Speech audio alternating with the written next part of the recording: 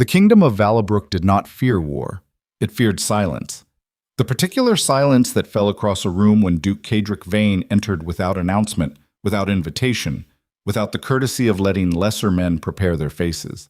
He had buried his father at 14, crushed a land revolt at 19, and by 26 governed his territory with the quiet efficiency of a surgeon who had stopped feeling sympathy for the flesh beneath his blade.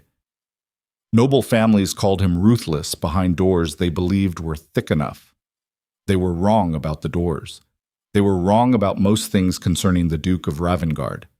And tonight, at a celebration meant to showcase everything bright and polished about the Duvall household, Cadric Vane was about to prove exactly how dangerous it was to assume a predator had stopped hunting simply because he sat still. Stay until the very end of this story. You will understand why. The chandeliers inside Duvall Manor burned with the desperate brightness of a family trying to outshine its own decay. 300 candles. Evelyn had counted them herself because she was the one who replaced the ones that guttered out before guests arrived. She was the one who tested each wick between her fingertips at 4 in the morning while her mother slept and her sisters dreamed of silk.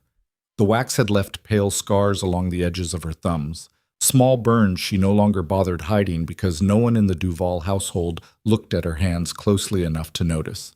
Tonight was Seraphine's night. The engagement celebration had consumed the manor for weeks. Caterers commandeered the kitchen. Florists argued over arrangements in the East Gallery. Seamstresses pinned fabric on Seraphine's body for hours, while Evelyn hauled firewood, polished silver, and answered every shouted demand with the same flat composure she had perfected since childhood. She moved through the ballroom now carrying a tray of crystal glasses filled with champagne she would never be offered. The dress she wore was borrowed from a servant's closet because her mother had decided weeks ago that Evelyn would not attend as a guest. Too plain, too quiet, too likely to remind people of things the Duvall family preferred to forget. Evelyn did not argue. Arguing with Margaret Duvall was like arguing with weather. The storm arrived regardless of what you said to it. The ballroom swelled with noise, laughter manufactured for public consumption, compliments exchanged like currency. Men in tailored coats positioned themselves near doorways where they could watch Seraphine Duvall glide across the marble floor in ivory silk, her golden hair pinned beneath a diamond comb that had once belonged to Evelyn's grandmother. Evelyn knew the comb's history because she had found it years ago in a locked chest inside the attic. She had cleaned the tarnish from its teeth with a toothbrush and vinegar. She had brought it to her mother hoping it would earn her something. A word of thanks. A softened glance. Margaret had taken the comb without looking at her and given it to Seraphine the following morning. That was 8 years ago. Evelyn was 23 now and no longer expected softened glances. She cleared empty glasses from a side table near the terrace doors and felt the winter draft slide across her bare forearms. The ballroom was overheated from bodies in flame, but the stone walls beyond the crowd breathed cold. She paused for a moment near the doorframe, balancing the tray against her hip, and allowed herself 3 seconds of stillness.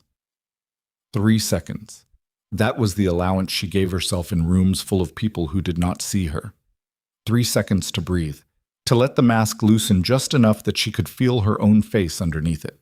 Then she turned back toward the crowd and met the gaze of the most dangerous man in Valbrook. Duke Cadric Vane stood beside a marble column 20 feet away. He was not watching Seraphine, he was watching her. The shock of it hit Evelyn's chest like a hand pressed flat against a bruise. She had heard every story about the Duke of Ravengarde, the whispered accounts of political enemies who vanished from public life overnight, the families stripped of titles after opposing his trade agreements, the cold, systematic precision with which he dismantled anyone foolish enough to challenge his authority. He stood tall and lean with dark hair cut close and a jawline that looked designed for severity. His coat was black, unadorned, tailored with the kind of expense that did not need decoration to announce itself. He held no glass, spoke to no one around him. His eyes were gray, pale as riverstone, and they did not move from her face. Evelyn's fingers tightened on the tray. She forced herself to look away first, dropped her gaze to the glasses, adjusted her grip, moved toward the kitchen corridor with the careful, measured steps of someone who understood that drawing attention was a luxury she could not afford. But the sensation of those gray eyes followed her like heat from a fire she had already walked past. The kitchen was chaos. Steam billowed from copper pots. A pastry chef screamed at an assistant over cracked meringue. 3 servants collided near the pantry door while carrying platters of roasted pheasant. Evelyn deposited her tray on the washing station and pressed both palms flat against the counter's edge, breathing through the noise. "Evelyn," her mother's voice cut through the steam like a blade through gauze. Margaret Duvall stood in the kitchen doorway wearing emerald taffeta and an expression that could curdle milk at 40 paces. She was a tall woman, sharp-boned, with the remnants of beauty preserved through sheer force of will in expensive powder. "You were standing near the terrace doors." "I was clearing glasses." "You were standing, visible, near the terrace doors where Lord Ashford and his wife were having a private conversation." "I did not hear their conversation." "That is not the point." Margaret stepped closer. Her voice dropped to the particular register she reserved for corrections she considered beneath public notice. "The point is that you were seen. Tonight is about Seraphine. Every eye in that room should be on her, and I will not have you lurking in corners drawing questions about which Duvall daughter is serving drinks at her own sister's engagement." Evelyn's jaw tightened. She kept her gaze on the counter. "I was doing what you asked me to do. I asked you to be invisible. That requires movement, Evelyn. Movement and silence, not standing in doorways looking lost." "I was not looking lost." "You were looking like something that needed to be explained." Margaret smoothed one glove along her wrist. "And I am tired of explaining you." The words landed without visible impact.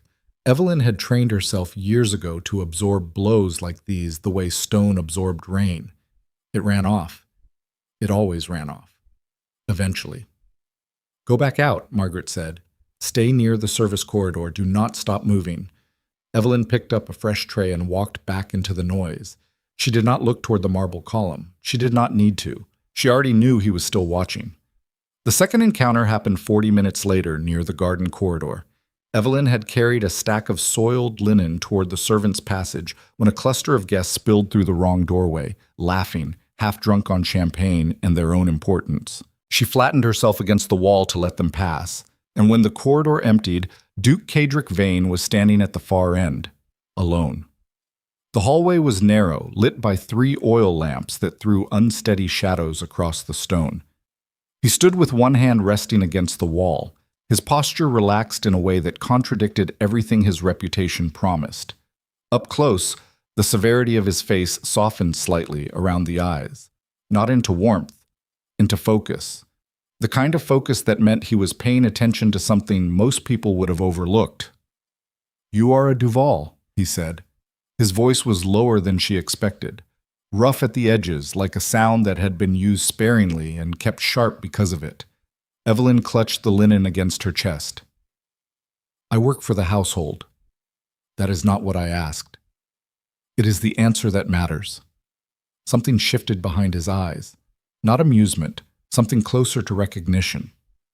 "Your name," he said. "Evelyn." "Evelyn Duvall?" "If it makes a difference." "It does not. I wanted to hear you say it." The words carried a weight she did not understand. She stood very still, measuring the distance between herself and the nearest exit, while simultaneously recognizing that running from a man like Cadric Vane would only confirm whatever assumption had driven him to follow her. "You counted the candles," he said. Evelyn blinked. "What?" "In the ballroom, before the guests arrived. I watched you from the mezzanine. You touched each candle individually, checked the wicks, replaced 4 near the east windows." He paused. 312. 308. The correction left her mouth before she could stop it. 4 were decorative, unlit. The corner of his mouth moved, not quite a smile, a fracture in the mask. "Most people would not have noticed the difference," he said. "Most people are not asked to light them." "No," he agreed quietly. "They are not." Silence settled between them, not the uncomfortable silence of strangers groping for common ground. Something heavier. The silence of 2 people standing on opposite sides of a wall they both recognized but neither was willing to name. "Your family does not treat you well," he said. "Not a question." "My family treats me exactly as they intend to." and you accept it. Accepting is not the same as surrendering. Evelyn met his gaze. She felt the danger in it, the way you felt ice thinning beneath your weight before the crack appeared. Surrendering requires giving up something you still possess. I stopped possessing illusions about the Duvalls a long time ago.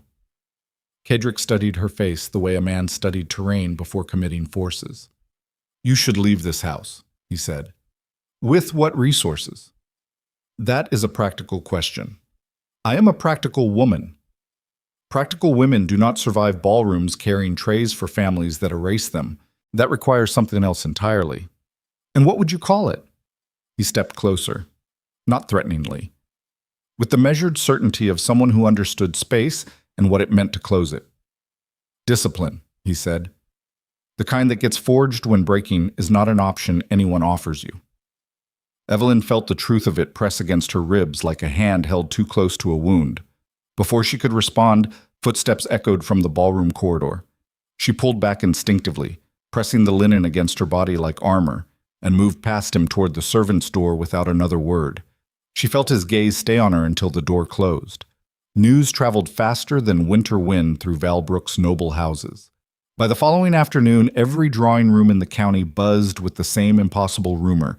The Duke of Ravengarde had spent Seraphine Duvall's engagement celebration watching the wrong sister. Margaret Duvall received the information the way a general received news of a flanking maneuver.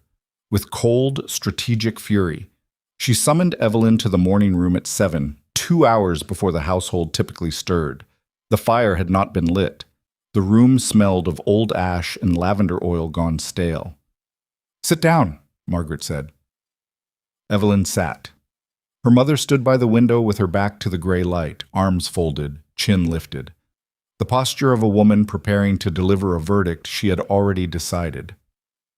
Lady Ashford informed me last night that the Duke asked his steward to inquire about our household, specifically about you. I did not solicit his attention. That is precisely the problem, Evelyn. You do not solicit anything.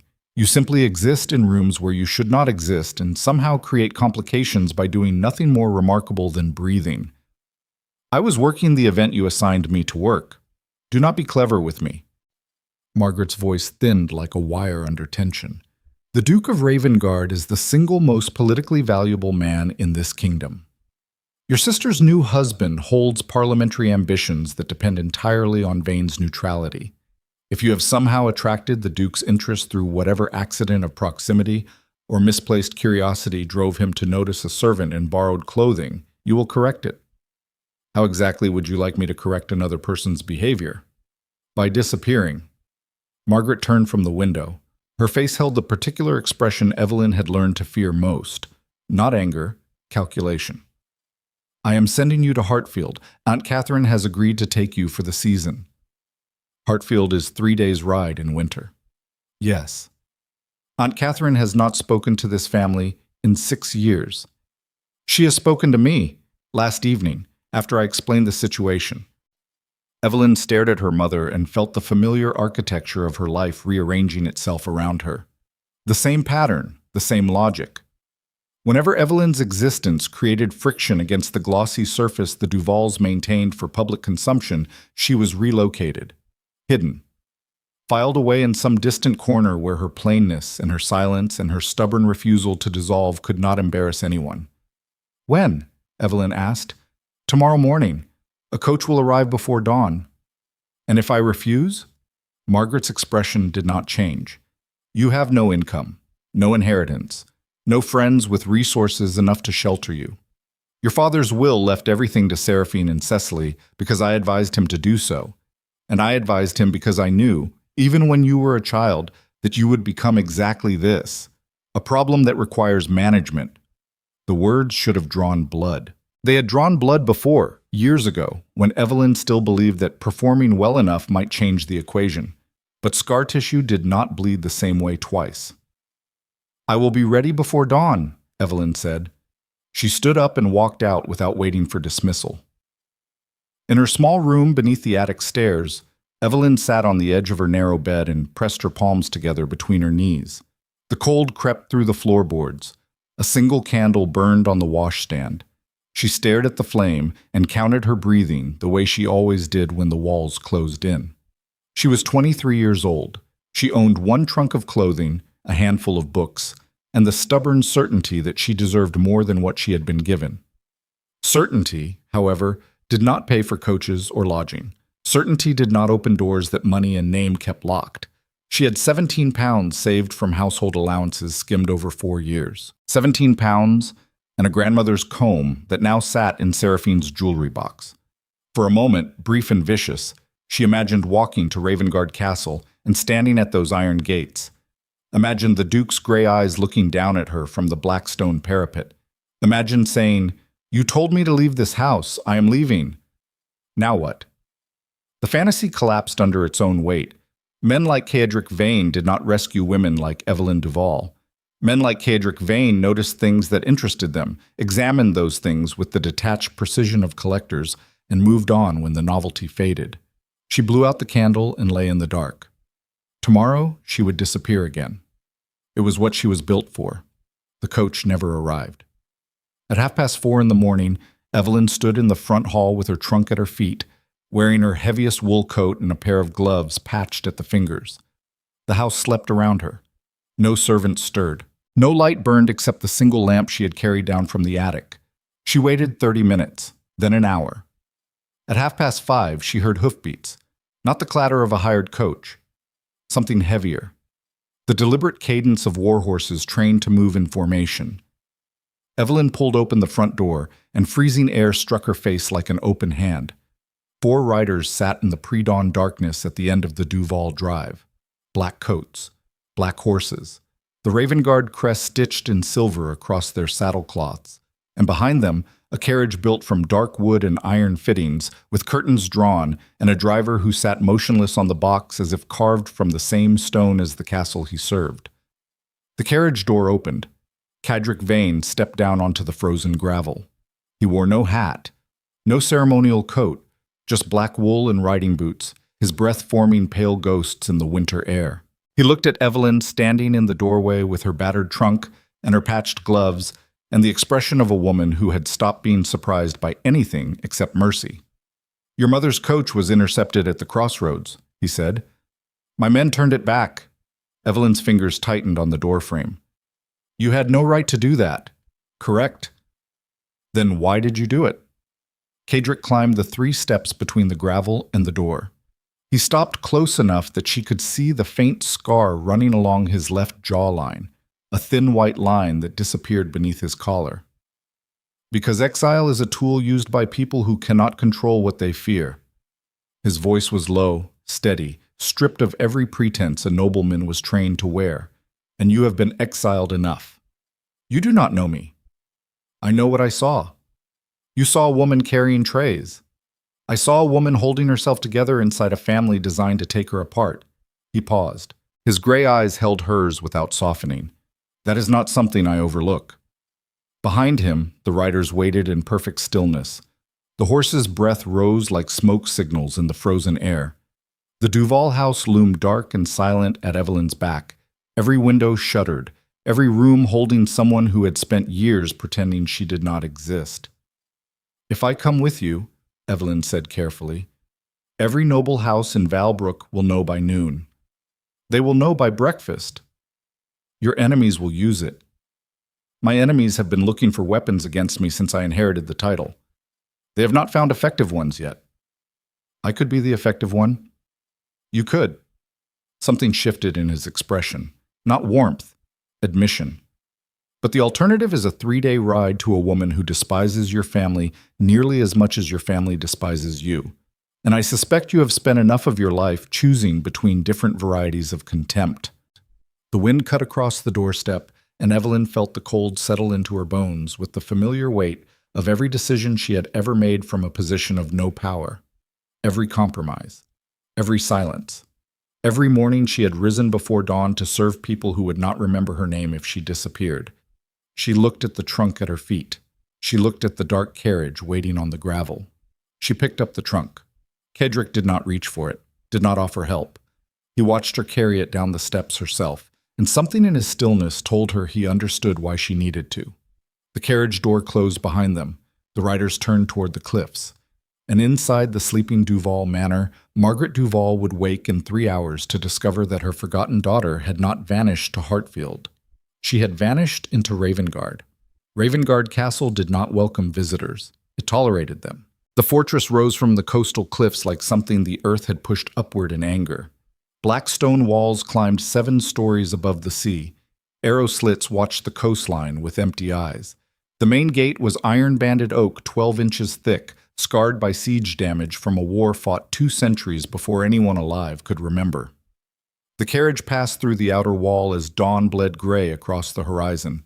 Evelyn pressed her face near the window and watched the courtyard materialize from shadow. Cobblestones slick with frost. A stable block large enough to house 40 horses.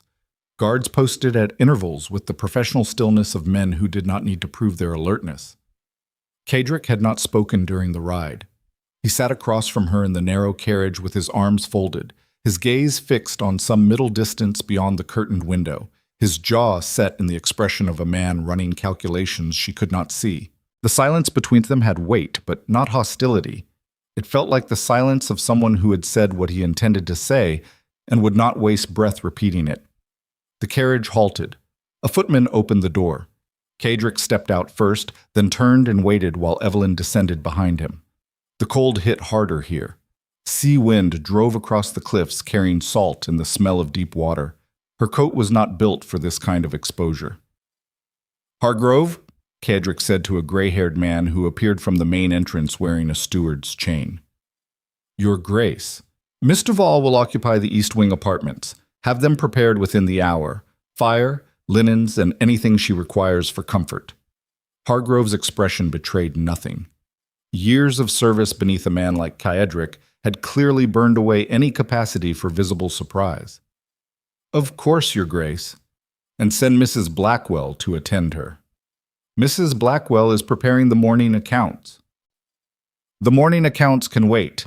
Miss Duvall cannot." Hargrove inclined his head and disappeared into the fortress. Evelyn stood on the cobblestones holding her battered trunk and feeling the enormous weight of the castle pressed down around her like a stone fist closing.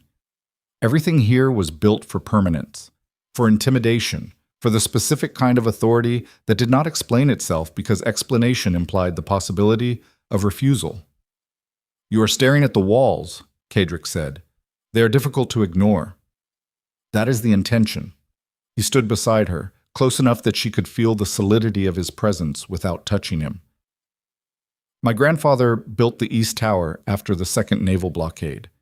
He wanted something visible from the sea that told approaching ships exactly what kind of welcome they could expect." "And what kind was that?" "The kind that ended careers." Evelyn looked at him. The dawn light caught the scar along his jaw again and turned it silver. "Is that what you intend for me?" she asked quietly. "To be visible from the sea?" Cedric's gaze dropped to her face with the directness of a man who found evasion physically uncomfortable. "I intend for you to be visible, period," he said. "What you do with that visibility is your own decision." He turned and walked toward the main entrance. Evelyn followed him into Ravengarde. The East Wing apartments were larger than the entire upper floor of Duvall Manor. Mrs. Blackwell, a compact woman in her 50s with hands that moved with surgical efficiency, had the rooms prepared in 40 minutes.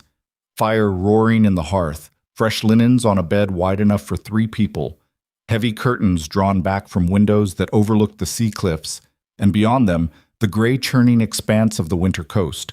Evelyn set her trunk on the floor near the wardrobe and stood in the center of the room, feeling the dissonance of it settle across her skin like a temperature change. This was not her world. These stone walls, this firelight, this view of an ocean she had only ever seen from the far side of a county road. None of it belonged to the version of herself she had carried for 23 years. That version slept beneath attic stairs. That version counted candles and patched gloves and measured her worth in the negative space between what her family wanted and what she could survive. This room demanded a different woman. Evelyn was not sure that woman existed yet.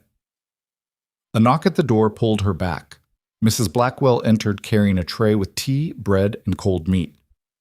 "His Grace requests that you rest this morning," the housekeeper said, placing the tray on a writing desk near the window. "He will send for you at midday. Send for me, Evelyn repeated. For what purpose, Mrs. Z? Blackwell's expression held the carefully neutral quality of someone who had opinions she was professionally required to suppress. His Grace did not specify. He rarely does. She left. Evelyn sat at the writing desk and stared at the bread and tea without appetite. The fire cracked. The sea roared beneath the cliffs. And somewhere in the fortress above her, the Duke of Ravengarde was making decisions about her future that she had not been consulted on, using logic she did not yet understand, for reasons that terrified her precisely because they felt, against every rational instinct she possessed, like the first honest thing anyone had offered her in years. She drank the tea. It was still warm. At Duvall Manor, the morning erupted. Margaret found the empty front hall at 7:30, the lamp still burning on the floor, the trunk gone. The door unlatched, letting a blade of frozen air cut across the entryway. She checked Evelyn's room, bare mattress, empty hooks. She checked the kitchen, the servants' quarters, the garden shed, where Evelyn sometimes sat alone during the hours Margaret pretended not to notice. Gone. By 8 o'clock, a footman from the village arrived with information that 4 Ravengarde riders had been seen on the main road before dawn, accompanied by the Duke's personal carriage, heading toward the coast. Margaret stood in the morning room where she had delivered Evelyn's exile sentence less than 12 hours earlier. The fire was lit now. The room was warm. Everything was exactly as it should be, except for the single devastating fact that her forgotten daughter had been collected from her own front door by the most powerful man in the kingdom, and she had slept through it. Seraphine arrived at 9, still flushed from her wedding preparations, wrapped in fur, and the particular confidence of a woman who believed the world's attention was a resource that belonged to her by right. "Tell me it is not true," she said from the doorway. "It is true." "The Duke? Mother, the Duke took Evelyn?" "The Duke made a decision based on information I do not yet possess. That is all we know." "That is not all we know." Seraphine's composure cracked along its carefully maintained surface. "We know that every family in Valbrook is going to wake up this morning to the news that the Duke of Ravengarde chose a servant over a bride. My engagement, Mother. My event. And she managed to ruin it without even being in the room." "She was in the room. That was my mistake." "Your mistake was not sending her to Hartfield 6 months ago." "My mistake," Margaret said, with the cold precision of a woman recalibrating a strategy she had relied on for 2 decades, "was assuming invisibility was a permanent condition." She turned to the window. The frost was melting in pale streaks down the glass. "It appears it was only storage." Seraphine sank into a chair with the expression of someone watching a controlled fire jump its boundaries. "What do we do?" Margaret was quiet for a long time. "We wait," she said finally. "The Duke's interest will fade. It always does with men who mistake novelty for desire. And when it fades, Evelyn will be standing in the ruins of whatever fantasy she has constructed, and she will need somewhere to return to. And if it does not fade?" Margaret did not answer, because the truth, the one she would never speak aloud, was that she had seen the way the Duke looked at Evelyn across the ballroom. She had watched it the way a woman watches a crack spreading across a dam, and she knew, with the instinct of someone who had spent her entire life managing threats, that Cedric Vane did not look at things he intended to release. At precisely noon, a servant knocked on Evelyn's door and escorted her through stone corridors to the Duke's private study on the 4th floor. The room was spare, a massive desk built from dark oak, maps pinned to one wall, a fireplace large enough to stand inside. No paintings, no ornaments, no softness anywhere. Cedric sat behind the desk with documents spread before him and did not look up when she entered. "Sit," he said. "I prefer to stand." Now he looked up.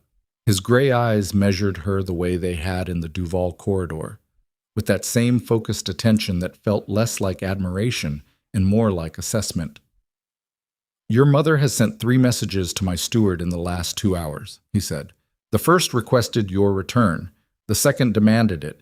The third threatened legal action on grounds of unlawful removal of a dependent. I am not her dependent. Legally, you are. You have no independent income, no established residence, and no formal separation from the Duvall household. Then she has a case. She has a case that would require a magistrate willing to challenge me in open court. Kedrick leaned back. There is not a magistrate in Valbrook who would accept that invitation. Evelyn stood very still. So I have traded one cage for another, she said. The words hung between them. Kedrick did not flinch, did not soften. He held her gaze with the steady, unblinking directness of a man who had been accused of worse and survived it. Yes, he said, that is exactly what you have done. The honesty of it struck harder than any denial could have. The difference, he continued, is that this cage has doors you are free to open. Your mother's did not. And what do you want in return? I want you to understand something. He stood, came around the desk, stopped 3 feet away with his hands at his sides, and his expression stripped of every diplomatic veneer. I did not bring you here because you are beautiful. I did not bring you here because rescuing you serves some political narrative. I brought you here because I watched you carry 308 candles worth of devotion for a family that would not carry a single one for you.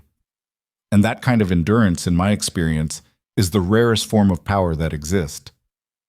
Evelyn's chest tightened. Power, she repeated. You think I am powerful. I think you do not know what you are yet. And I think the people who raised you made very certain you would never find out. The fire cracked behind him. The sea groaned beneath the cliffs. And Evelyn stood in the Duke of Ravengarde's private study feeling the first fracture spread through the walls she had spent 23 years building around herself. Not because he was kind, because he was honest. And honesty, from a man the world called ruthless, was the most dangerous thing she had ever been offered. Before she could speak, the study door burst open. Hargrove stood in the threshold, his steward's composure shattered for the first time in what was clearly decades. His face was gray. Your Grace, his voice cracked on the title. A writer from the capital. Parliament has convened an emergency session. Lord Ashford and Lord Blackmore have jointly filed a motion to investigate Ravengarde's financial holdings. Kedrick's expression did not change. On what grounds? Misappropriation of crown lands and, Hargrove swallowed, coercion of a minor dependent from a noble household.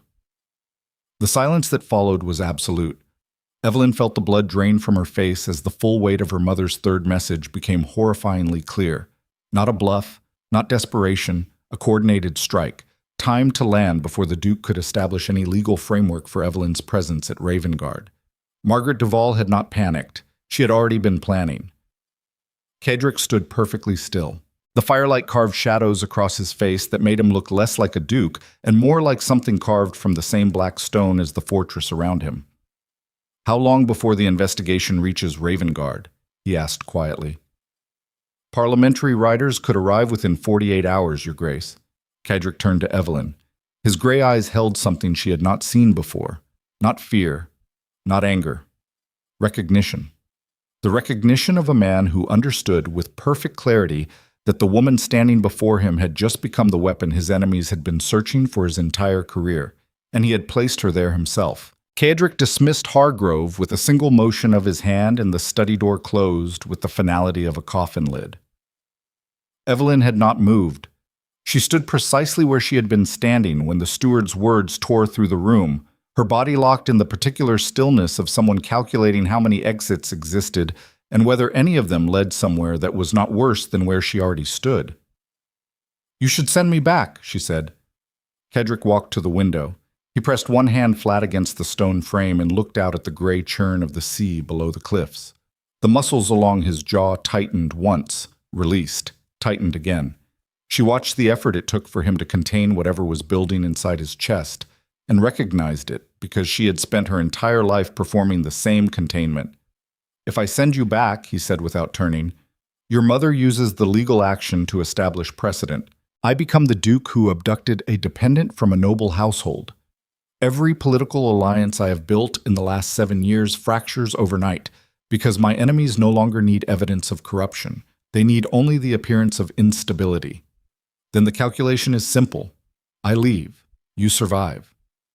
That calculation assumes I am willing to make it. You have always been willing to make calculations like that. Your entire reputation depends on it. Now he turned. The light from the window caught the scar along his jaw and turned his face into something half shadow, half blade. My entire reputation depends on the fact that I have never once surrendered a position I chose to hold. His voice dropped. Not to softness, to the register men used when they were telling you something they had never said aloud before. Sending you back is not strategy, it is retreat. And retreat in the face of Margaret Duvall tells every enemy I possess that I can be moved. So this is about pride. This is about architecture. I send you back, the structure cracks. Once it cracks, every ambitious lord in Valbrook drives a wedge into the fracture. Within 6 months, I am defending my holdings in a parliament that has been waiting for exactly this moment since I took my seat. Evelyn felt the logic close around her like a second set of walls. Not the cold logic of a man protecting his ego. The desperate, methodical logic of a man who understood that power was a living system, and every concession fed the organisms trying to consume it. Then I am a strategic asset, she said, not a person you brought here because you were honest about candles and endurance. You are both. That is the problem. The fire had burned low. Neither of them moved to tend it. 48 hours, Evelyn said. That is what Hargrove said. Parliamentary riders in 48 hours. Likely less. Ashford is ambitious but not patient. He will push for speed because speed prevents me from building a defense. What defense do you have? Cadric studied her face with the intensity of a man deciding how much truth another person could absorb without breaking. You, he said. The word landed like a stone dropped into still water. If you are here willingly, there is no abduction. If there is no abduction, the legal foundation of Ashford's motion collapses. He is left with the financial investigation, which he cannot sustain because my records are impeccable, and he knows it. The entire strategy depends on your mother's claim that you were removed by force. I was not removed by force. Can you prove it? I walked out of my own front door carrying my own trunk. At 5 a.m, into a carriage belonging to a man your family accuses of predatory behavior without witnesses from your household. Evelyn's stomach tightened. She saw it now, the trap Margaret had built. Not from panic, but from the careful, patient strategy of a woman who had spent decades managing the narrative around her family. There were no Duvall witnesses to Evelyn's departure because Margaret had ensured the household slept. There was no written record of Evelyn's consent because consent was not something the Duvalls had ever asked her to document. She had walked into the carriage freely, and no one alive could confirm it except the man Parliament was preparing to destroy. Your mother is more dangerous than I estimated, Cadric said quietly. My mother has been more dangerous than anyone estimated for as long as I have been alive. Then you understand what I am asking you to do. You are asking me to stand in front of Parliament and testify that I came here of my own free will. I am asking you to stand in front of every powerful family in Valbrook and tell them that the forgotten Duvall daughter chose the Duke of Ravengarde over the family that erased her. He paused. That is not testimony. That is a declaration of war against your own blood. Evelyn felt the weight of it settle across her shoulders like a yoke made of iron. Not the weight of the decision itself, the weight of knowing that once she made it, every bridge she had ever maintained through silence and compliance and the quiet, corrosive patience of a woman waiting for permission that would never come would burn behind her. No return to Duvall Manor, no reconciliation with Margaret, no possibility of the quiet, invisible life she had built her survival around. I need to think, she said. You have until tomorrow night. That is not enough time. It is all the time that exists. She turned and walked to the door. Her hand closed on the iron handle and she stopped. The candles, she said without looking back.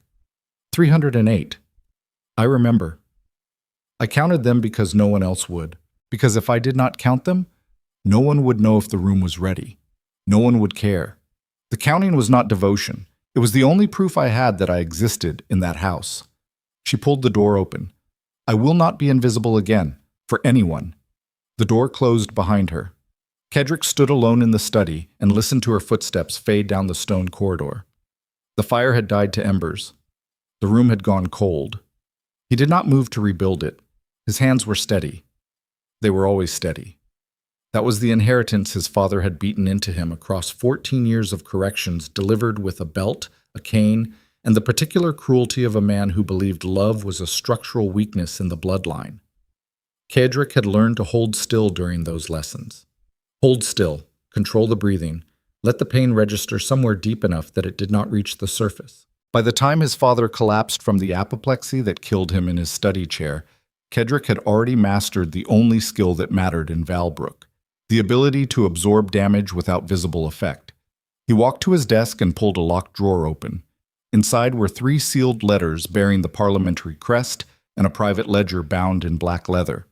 He had kept the ledger for 6 years, updated it personally after every council session, every dinner with allies, every exchange of favors that left paper trails his opponents believed were invisible.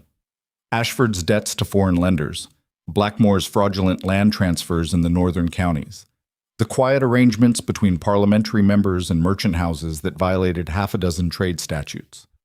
Cedric had collected this ammunition the way some men collected paintings, not for display. For the moment when the walls closed in and the only exit required an explosion. That moment had arrived faster than he planned. He opened the ledger and began reading. Morning broke across Ravengarde with the color of a bruise. Evelyn woke to the sound of the sea hammering the cliffs and lay still beneath the heavy linens, trying to locate herself inside the dissonance. The bed was too soft. The room was too warm. The light through the curtains was wrong, gray-blue instead of the yellow-gray that filtered through attic windows at Duvall Manor. She dressed in the same clothes she had arrived in because they were the only clothes she possessed. The wool coat, the patched gloves, the boots with soles worn thin enough to feel cobblestones through the leather. She caught her reflection in the window glass and saw what she had always seen. A woman assembled from practical materials, built for function, designed to endure rather than to be admired.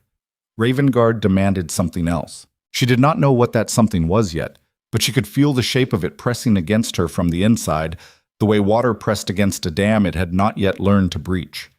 Mrs. Blackwell arrived at 8 with breakfast and the particular expression of a woman who had opinions she was preparing to deliver, whether they were welcome or not. "His Grace has been in his study since 4 this morning," the housekeeper said, laying out bread and eggs with mechanical precision. "He has sent riders to 3 counties and summoned his solicitor from the capital. He is preparing for the investigation. He is preparing for war." Mrs. Blackwell straightened the breakfast tray with unnecessary care. "The Duke does not prepare for investigations. Investigations are events he creates for other people." Evelyn looked at the older woman carefully. "How long have you served at Ravengarde?" 17 years. "Then you have seen him face threats before." "I have seen him dismantle threats before. There is a difference." Mrs. Blackwell paused at the door. "What I have not seen before is him bring someone inside the castle walls before the threat was neutralized. He has always cleared the field first, built the defense, secured every position." Her gaze rested on Evelyn with the frank assessment of someone who had stopped being impressed by status decades ago. "You are inside the walls while the field is still burning. That tells me something." "What does it tell you?" "That you matter more to him than the field does." She left. Evelyn ate the eggs without tasting them and stared at the sea until the gray of it merged with the gray of the sky, and the gray of the stone, and the gray of every choice that lay ahead of her. At 10 o'clock, Hargrove appeared at her door. "Lord Ashford's representative has arrived," the steward said. His composure had been rebuilt overnight, mortared back into place by decades of professional discipline. "He is requesting an audience with His Grace." "Already?" "Ashford does not wait for parliamentary procedure when he believes momentum favors him. He has sent Sir Edwin Crane, a barrister, known for extraction." "Extraction of what?" "Admissions, inconsistencies, anything that can be reshaped into evidence before a tribunal." Evelyn felt the architecture of the trap tighten another degree. Ashford had not waited 48 hours. He had sent a legal weapon within 24. The investigation was not coming. It was already here. "Where's the Duke?" "His study. He has agreed to receive Crane in the Great Hall at noon." "I want to be present." Hargrove's expression flickered, the smallest fracture in his professional mask. "Miss Duvall, if I may speak plainly." "I would prefer it." Sir Edwin Crane has destroyed careers in rooms far less hostile than the Great Hall of Ravengarde. He will target you specifically. He will attempt to establish coercion, dependence, or diminished capacity. If you are present, everything you say becomes a weapon. Everything I do not say becomes a weapon too. My absence is evidence. My silence is evidence. My existence in this castle, without a documented statement of intent, is the single largest piece of evidence they possess. Hargrove studied her for a long moment. I will inform His Grace, he said. The Great Hall of Ravengarde Castle was built to intimidate. Vaulted ceilings rose 40 feet above a stone floor, worn smooth by centuries of boots. Iron chandeliers hung from chains thick enough to anchor ships. The fireplace at the far end was carved from a single block of black granite and burned with a fire large enough to consume a man standing upright. Cedric sat at the head of a long oak table with his solicitor, a thin man named Aldrich Bowen, at his right. When Evelyn entered through the side door, both men turned. Cedric's expression did not change, but something behind his eyes shifted when he saw her. Not surprise, confirmation, as if he had suspected she would come and was relieved to be proven right. Miss Duvall has requested to be present, Hargrove announced. Bowen, the solicitor, leaned toward Cedric with visible urgency. Your Grace, I strongly advise against this. The woman's presence during a legal inquiry gives Crane direct access to a material witness without preparation or counsel. I have spent 23 years being prepared, Evelyn said from the doorway. By experts. Bowen turned to look at her, then turned back to Cedric with the expression of a man recalibrating an equation. Sit, Cedric said. He pulled out the chair at his left. Evelyn crossed the stone floor and sat. Sir Edwin Crane arrived at noon precisely. He was a compact man with silver-threaded hair and the bland, pleasant face of someone who had learned decades ago that aggression was more effective when it wore a smile. He carried a leather case under one arm and walked into the great hall with the casual confidence of a surgeon entering an operating theater he had used many times before. Your Grace, Crane inclined his head to Cedric. His eyes moved to Evelyn with the quick, clinical assessment of a man cataloging vulnerabilities. And Miss Duvall. How fortunate. I had hoped to speak with you directly. Then speak, Cedric said. Crane settled into a chair across the table, opened his leather case, and withdrew 3 documents. I will be direct, Your Grace. Lord Ashford and Lord Blackmore have presented a joint motion to Parliament alleging misappropriation of Crown lands revenue and the unlawful removal of a dependent from the Duvall household. The second allegation carries the more immediate consequences. The second allegation is a fabrication. That determination belongs to the tribunal, Your Grace. Crane smiled the particular smile of a man who knew the difference between truth and procedure and had built a career exploiting the gap. My purpose today is to establish the circumstances of Miss Duvall's presence at Ravengarde Castle and to assess whether her current situation reflects free agency or coercion. He turned to Evelyn. Miss Duvall, when did you arrive at Ravengarde? Yesterday morning. Under what circumstances? I left Duvall Manor voluntarily. At what hour? Approximately 5:30. Before dawn, in winter. Crane's smile did not waver. Was anyone from your household present when you departed? No. Was the departure planned in advance? I was expecting a coach to Hartfield. My mother arranged it. But the Hartfield coach did not arrive. No. Instead, a Ravengarde carriage arrived, with armed riders. Evelyn felt the architecture of the questioning close around her. Each answer was a brick Crane was laying into a wall she could already see the shape of. A young woman alone before dawn. A carriage she did not expect. Armed men belonging to a duke twice her social power.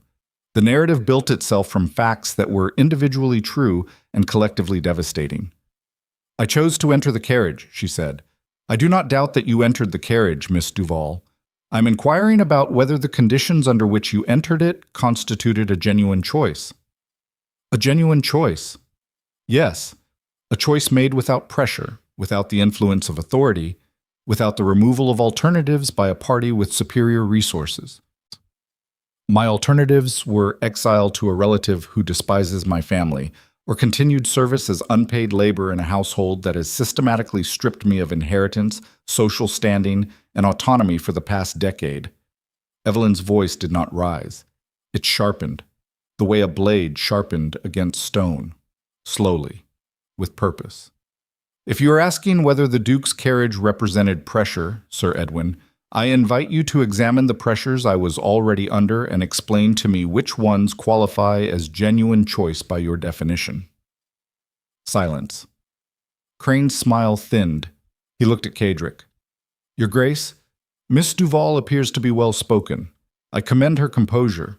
However, composure under observation is precisely what one might expect from an individual operating under the influence of a powerful benefactor.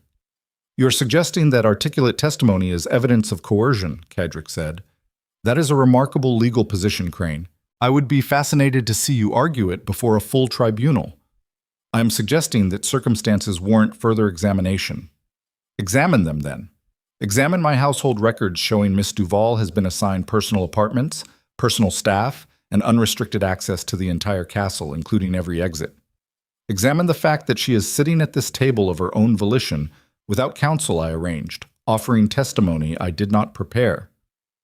Cadric leaned forward, and then explained to the tribunal how a coerced woman walks into a legal proceeding uninvited and dismantles your line of questioning in 4 answers.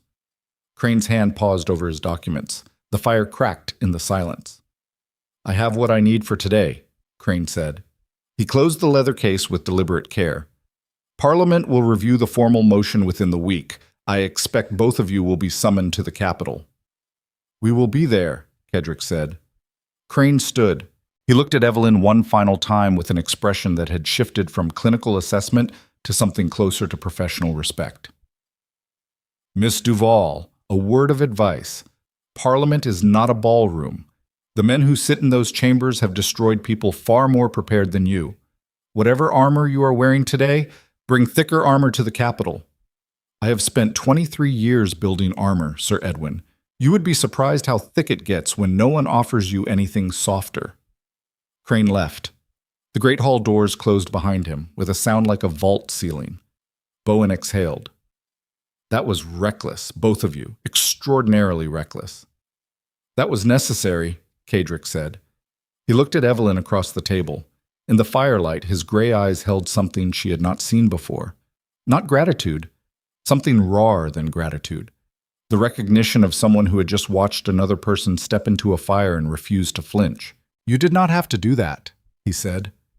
Yes, I did. Why? Because you were right. Evelyn's hands rested flat on the oak table, steady. Retreat tells your enemies you can be moved. It tells mine the same thing. I have been moved by the Duvalls for 23 years, relocated, hidden, filed away. She met his gaze. I am done being filed. Cadric held her gaze for a long moment. Then he reached across the table and laid one hand over hers. Not gently, firmly. The way a man gripped something he intended to carry through a storm. Then we go to the capital, he said. Together. Together. The word settled between them like an anchor dropped into deep water. That evening, a sealed letter arrived at Ravengarde from Margaret Duvall. Hargrove brought it to the study where Cadric and Evelyn sat reviewing the parliamentary summons Bowen had drafted in preparation. The letter bore the Duvall crest in green wax. Cadric broke the seal and read it in silence. Then he handed it to Evelyn. The letter was short. 3 lines in Margaret's sharp, controlled handwriting. You have chosen a man who will use you exactly as I did. The difference is that I warned you first. When he is finished, there will be nothing left of you to send home. Evelyn read the words twice. Then she folded the letter, walked to the great fireplace, and dropped it into the flames. She watched the paper curl and blacken and disappear. She is wrong about one thing, Evelyn said quietly. Only one? She called Duvall Manor home. Evelyn turned from the fire. The light played across her face, and for a moment Cadric saw something in her expression that he recognized from his own mirror, the look of someone who had finished mourning a place that had never deserved the grief. It was never home. It was a position I held because no one offered me a better one. And Ravengarde? Ravengarde is a fortress belonging to a man who collects leverage and calls it strategy. I am not naive about where I stand. Where do you stand? On a fault line, between what you need me to be and what I am deciding to become. Kedrick watched her in the firelight and felt something shift inside his chest that he had spent his entire adult life fortifying against. Not desire, though desire was there, banked low like coals he did not yet trust himself to feed. Something more structural. The terrifying recognition that this woman was not a piece on his board. She was building her own board, and he was not entirely certain which side of it he occupied. 3 days later, the parliamentary summons arrived bearing the official seal. Both the Duke of Ravengarde and Miss Evelyn Duvall were ordered to appear before the investigative tribunal in the capital within 7 days. Ashford had accelerated the timeline. Blackmore had added a third allegation, undue influence over a vulnerable dependent for the purpose of political manipulation.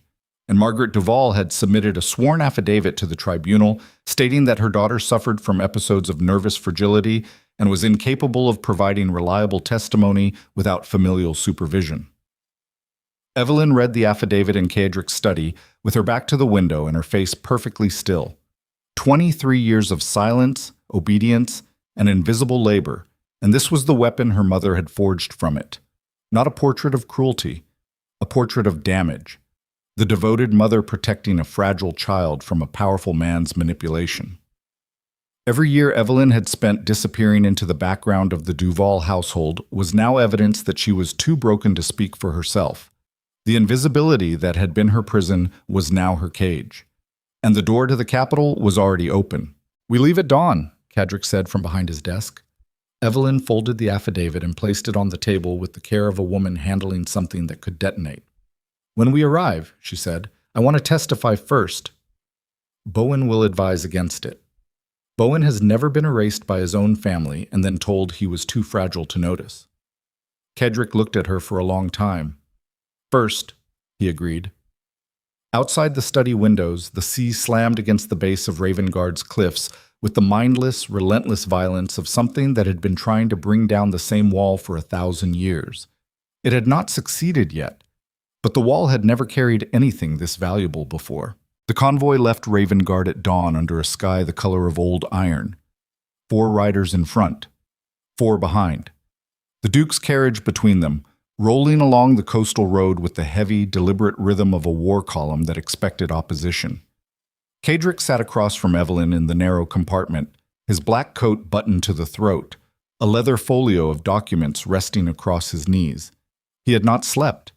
She could see it in the way the skin beneath his eyes had darkened, and the way his hands rested too deliberately on the folio, the controlled stillness of a man running on discipline because the fuel beneath it had burned out hours ago.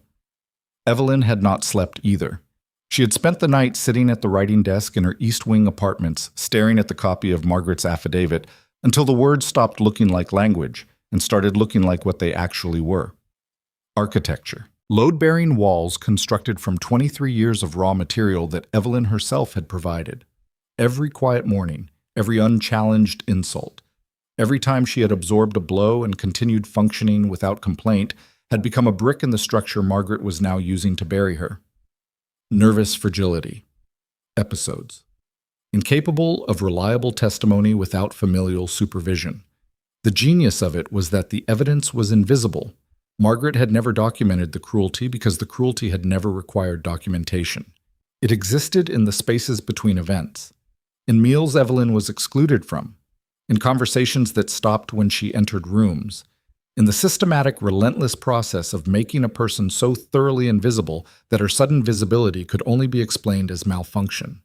The woman who was never seen was now being declared incapable of being believed. Evelyn pressed her forehead against the cold carriage window and watched the coastline give way to farmland. "Bowen will meet us at the Greymont Inn tonight," Kedrick said without looking up from his documents. "He has been in the capital for 2 days preparing the procedural defense." "What has he prepared?" "Financial records establishing that Ravengarde's crown land revenues are accounted to the last shilling.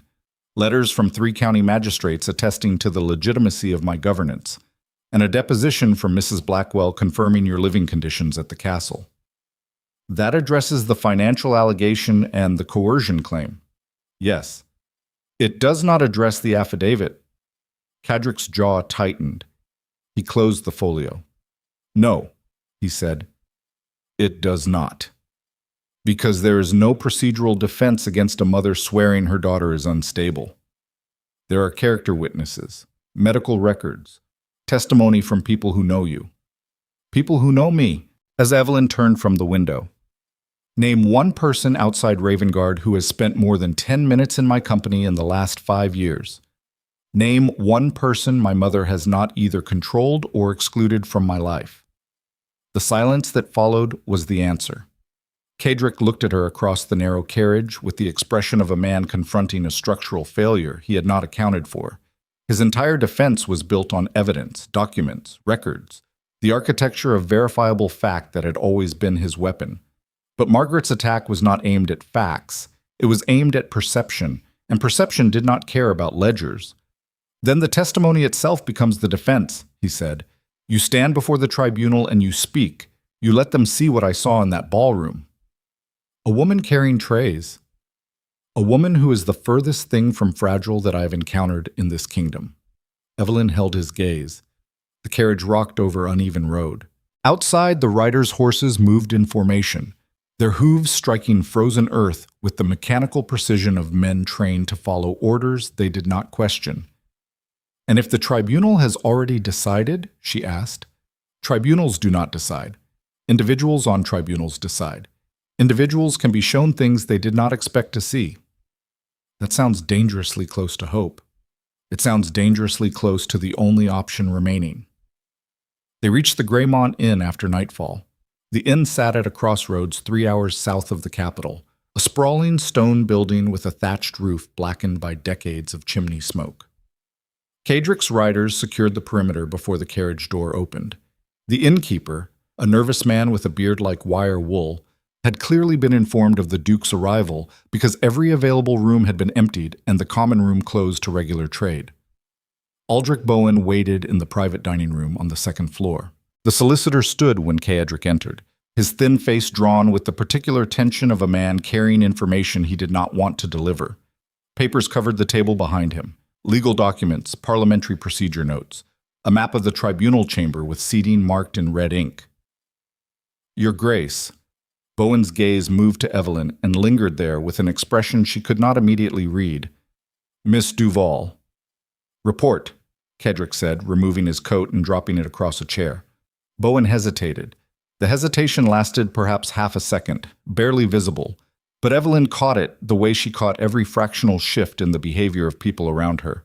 A lifetime of reading rooms for threats had made her exquisitely sensitive to the micro-expressions that preceded bad news. The financial defense is solid, Bowen said. I have filed the preliminary documents with the tribunal clerk. The magistrate depositions are accepted into evidence, Mrs. Blackwell's statement regarding Miss Duvall's living conditions has been received. And the affidavit? The affidavit has been entered into the formal record. Margaret Duvall's statement will be read before the tribunal prior to any testimony from Miss Duvall. Prior to, Evelyn said. They will hear my mother's version before I speak. That is standard procedure for dependent welfare cases. The guardian's statement establishes context. The guardian's statement establishes a frame, Evelyn corrected. Every word I say afterward will be heard through the filter of a woman my mother described as fragile and unreliable. Bowen looked at her with something approaching discomfort. Miss Duvall is correct, he said carefully. The sequencing is disadvantageous. Disadvantageous, Cadrick repeated. The word came out flat, stripped of everything except contempt for its inadequacy. The sequencing is a designed weapon, Bowen. Ashford arranged it. How much did it cost him? I cannot speculate on improper influence over tribunal procedure. You can speculate on it because you have spent 15 years watching it happen. How much? Your Grace, this line of discussion is not productive. Answer the question. Bowen swallowed. The tribunal clerk is Lord Ashford's nephew by marriage. No money needed to change hands. Cadrick absorbed this information the way he absorbed all information, without visible reaction. His face remained composed, his posture unchanged, his breathing steady. But Evelyn watched his hands and saw the knuckles whiten where they gripped the back of the chair. The man who never lost control was holding himself together with physical force. "What time does the tribunal convene?" Kedrick asked. 10 o'clock tomorrow morning. Evelyn testifies first. Your Grace, I have already explained that the sequencing. Evelyn testifies first, or we challenge the tribunal composition before proceedings begin. I have sufficient evidence of procedural bias to delay hearings by a month. Ashford does not want delay. He wants speed and momentum. Offer him the speed in exchange for witness order. Bowen stared. That is an extraordinarily aggressive tactic. It is the only tactic. If the tribunal rejects the challenge and proceeds with original sequencing, you will have publicly accused the Chamber of corruption before your own testimony. Then they will know what to expect from me. Bowen exhaled. He looked at the documents on the table, then at Evelyn, then at Kedrick. I will approach Ashford's counsel tonight, he said, before the session. Do it now. Bowen gathered his papers and left the room with the careful urgency of a man navigating a corridor he suspected was mined. Evelyn stood by the fireplace and watched the door close. You trust him, she said. Bowen has served my family for 9 years. That is not what I asked. Kedrick turned to look at her. The firelight caught his face at an angle that emphasized the scar along his jaw and the shadows beneath his eyes. Trust is an investment, he said. Like any investment, it carries risk proportional to its value. And Bowen's value? His knowledge of parliamentary procedure is irreplaceable. His loyalty is incentivized by a retainer that exceeds what any rival house could offer. And his access to my private legal strategy makes him too dangerous to betray because the information he carries would implicate him as deeply as it would implicate me. So you do not trust him. You have made betrayal too expensive. In my experience, that is the most reliable form of trust available. Evelyn looked at the fire and said nothing. Something in her chest had gone cold, not from fear, from the recognition that she was standing inside a machine built from leverage and calculation and controlled risk, and the man operating the machine believed, with the absolute conviction of someone who had survived by believing it, that human loyalty was a commodity that could be purchased and secured through strategic cost. She understood the logic. She had watched her mother operate on identical principles for 2 decades, and she knew, with the bone-deep certainty of someone who had been the product leverage was applied to, exactly how that logic failed. It failed when someone inside the machine decided the cost was worth paying. The tribunal chamber occupied the east wing of the parliamentary hall, a cavernous room with oak-paneled walls, tall windows that admitted pale winter light, and seating arranged in the adversarial configuration of a court. 5 tribunal members sat behind an elevated bench. Lord Ashford occupied the first row of the gallery with Blackmore beside him, both men wearing the polished composure of predators who had already cornered their prey. Margaret Duvall sat 3 rows behind them. Evelyn saw her mother the moment she entered the chamber, and the shock of it hit her ribcage like a fist wrapped in velvet. Margaret wore charcoal gray with her hair pulled severely back, every line of her appearance constructed to project the image of a concerned parent bearing a burden she had not chosen. Her posture was impeccable. Her face held the precise expression of restrained grief. She looked like a woman who had lost a daughter to a dangerous man.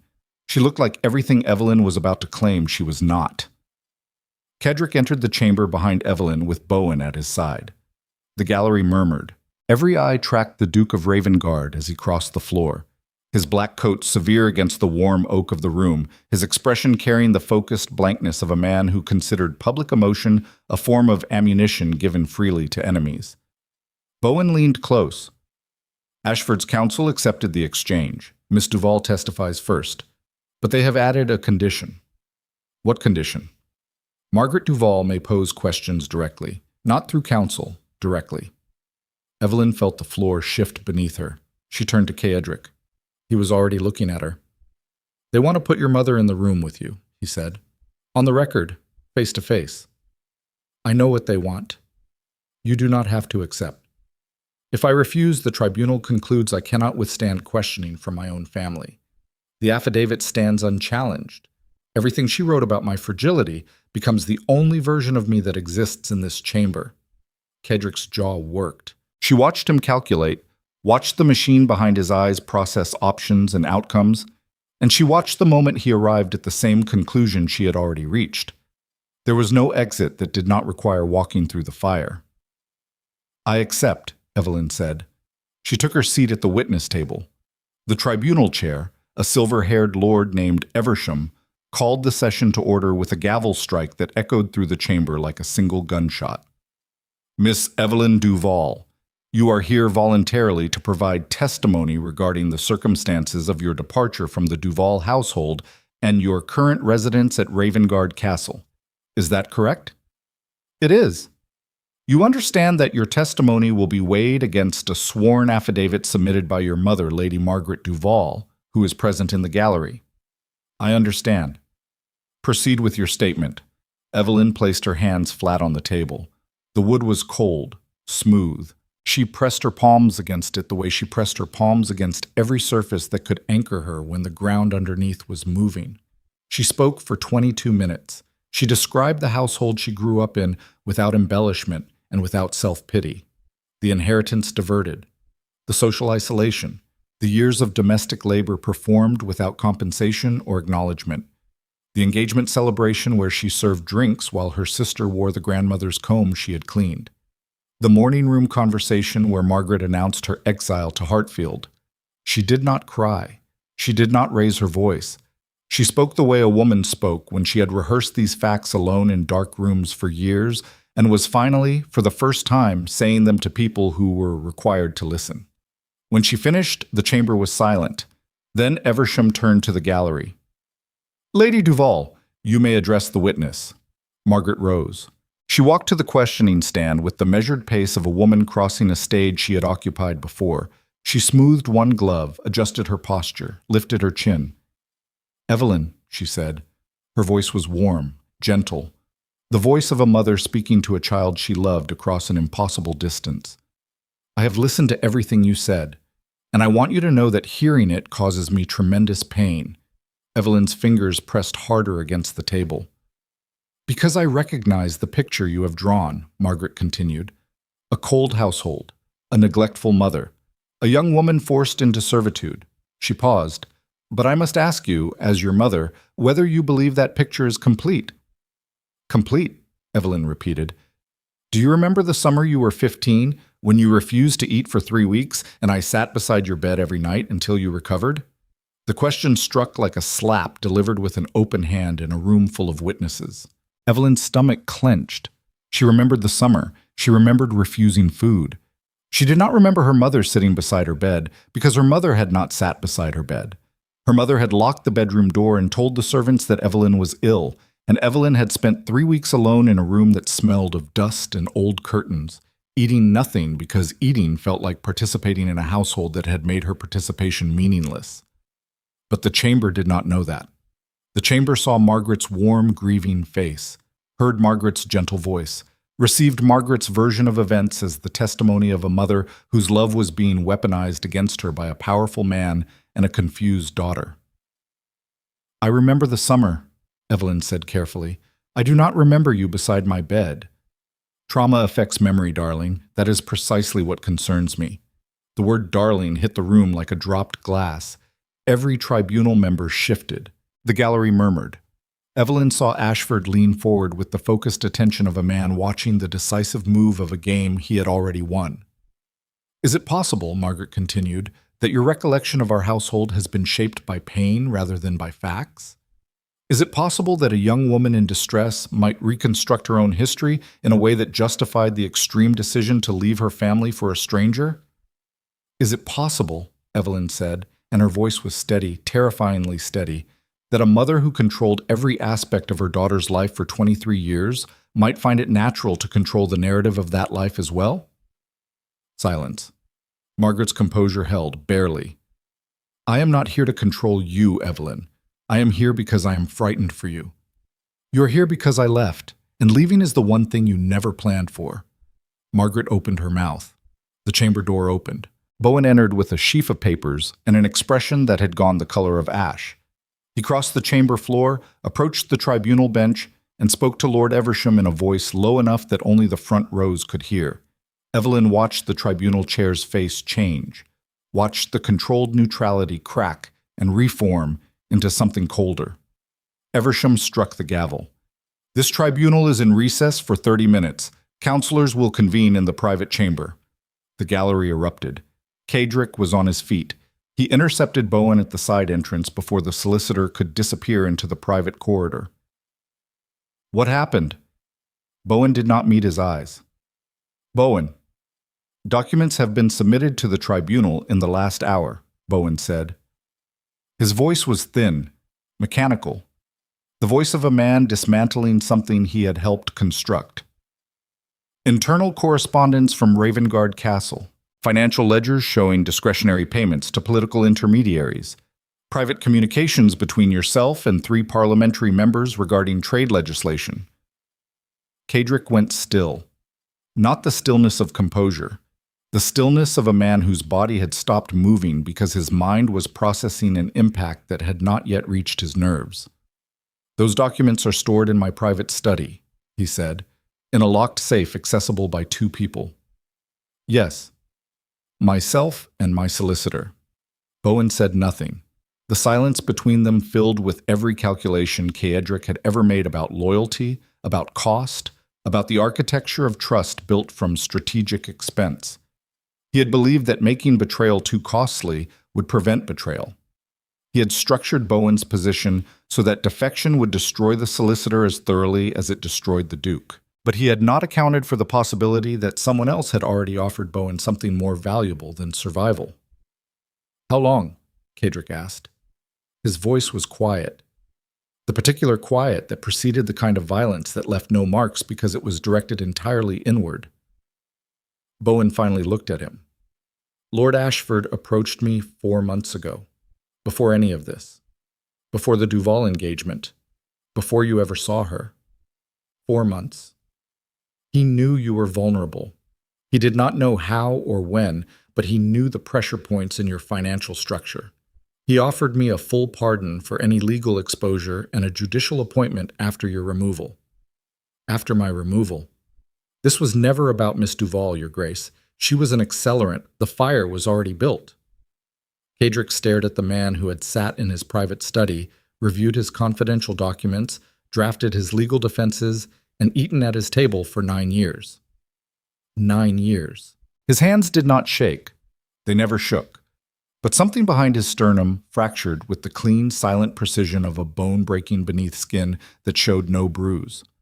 He had built his empire on the principle that loyalty could be engineered. That trust was a system you designed and maintained the way you maintained a fortress wall. Inspect the stones, repair the mortar, ensure every structural element served a purpose that made its removal more costly than its maintenance.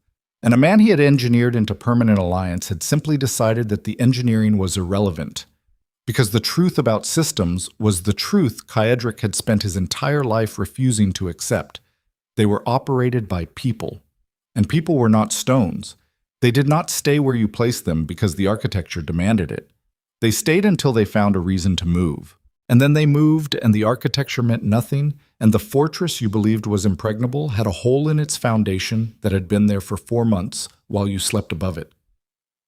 Evelyn appeared at Cadric's side. She had seen the exchange, seen the color drain from Cadric's face, seen the fracture in the man who never fractured. What did he do? She asked. He opened the gates, Cadric said. He looked at Evelyn, and for the first time since she had met him, the gray eyes held nothing calculated. No strategy, no assessment, no architecture. Only the raw, devastating recognition that everything he had built to protect himself and everything he had built to protect her had been dismantled from the inside by a man he had trusted because he believed trust was a system he controlled. He did not control it. He never had. The tribunal reconvened in 40 minutes. The new evidence was admitted. Cadric's private ledgers spread across the tribunal table like an autopsy. Every discretionary payment, every private communication, every strategic maneuver he had conducted through channels he believed were sealed. Ashford's counsel presented the documents with the methodical satisfaction of a surgeon displaying the disease he had been hired to remove. Eversham looked at Cadric from the bench. Your Grace, these documents suggest a pattern of undisclosed financial arrangements with sitting members of Parliament. Combined with the existing allegations regarding Crown land revenue and the Duvall matter, this tribunal has no choice but to expand the scope of investigation. The documents were obtained through the criminal breach of client confidentiality by a solicitor acting under inducement from a political rival, Kedrick said. His voice was even, controlled, the voice of a man standing on a deck that was already underwater. Their admissibility is challenged. Your challenge is noted and will be reviewed. In the interim, the Duke of Ravengarde is ordered to surrender all financial records, suspend parliamentary voting privileges, and refrain from leaving the capital until the investigation concludes. The gavel fell. The chamber emptied slowly. Ashford left with the composed stride of a man collecting on an investment. Blackmore followed. Margaret Duvall walked past Evelyn without glancing at her, and the absence of that glance was more devastating than any look could have been because it confirmed what Evelyn had always known. She was not a daughter Margaret had lost. She was a variable Margaret had removed from an equation. Kedrick stood alone at the defense table after the chamber cleared. His hands rested on the oak surface. His head was bowed. The posture of a man whose body had maintained its structure through the proceedings and was now, in the first privacy available, allowing the damage to register. Evelyn stood beside him. She did not touch him. She understood, with the instinct of someone who had survived her own demolitions, that touching a man in the moment of collapse could feel less like comfort and more like confirmation that the collapse was visible. "Your records," she said quietly.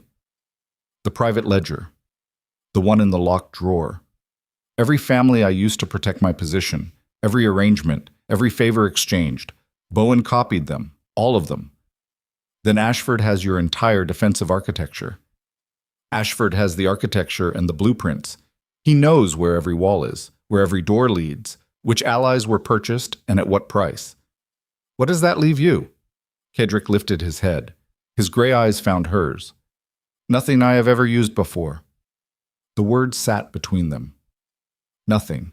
The Duke of Ravengarde, the man who had built his power on systems and leverage and the cold engineering of human loyalty, stood in an empty tribunal chamber stripped of every tool he had ever relied on.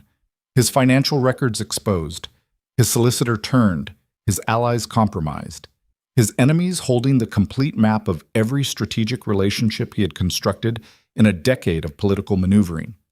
And standing beside him, in borrowed clothes and patched gloves, and the quiet, stubborn certainty of a woman who had survived being erased, was the only person in the kingdom who had come to him carrying nothing he could leverage and nothing he could lose. "You said Ravengarde has doors I am free to open," Evelyn said. "I said that." "Then open them all.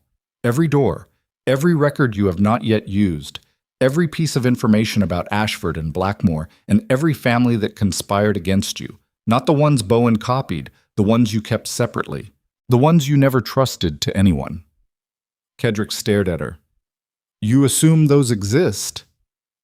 You are a man who makes betrayal expensive. You would not have put every weapon in a single vault." She held his gaze. "Not every weapon. The ones that would end careers, the ones that would burn everything down. You kept those somewhere Bowen never saw." The silence stretched. Then the corner of Kedrick's mouth moved. Not a smile.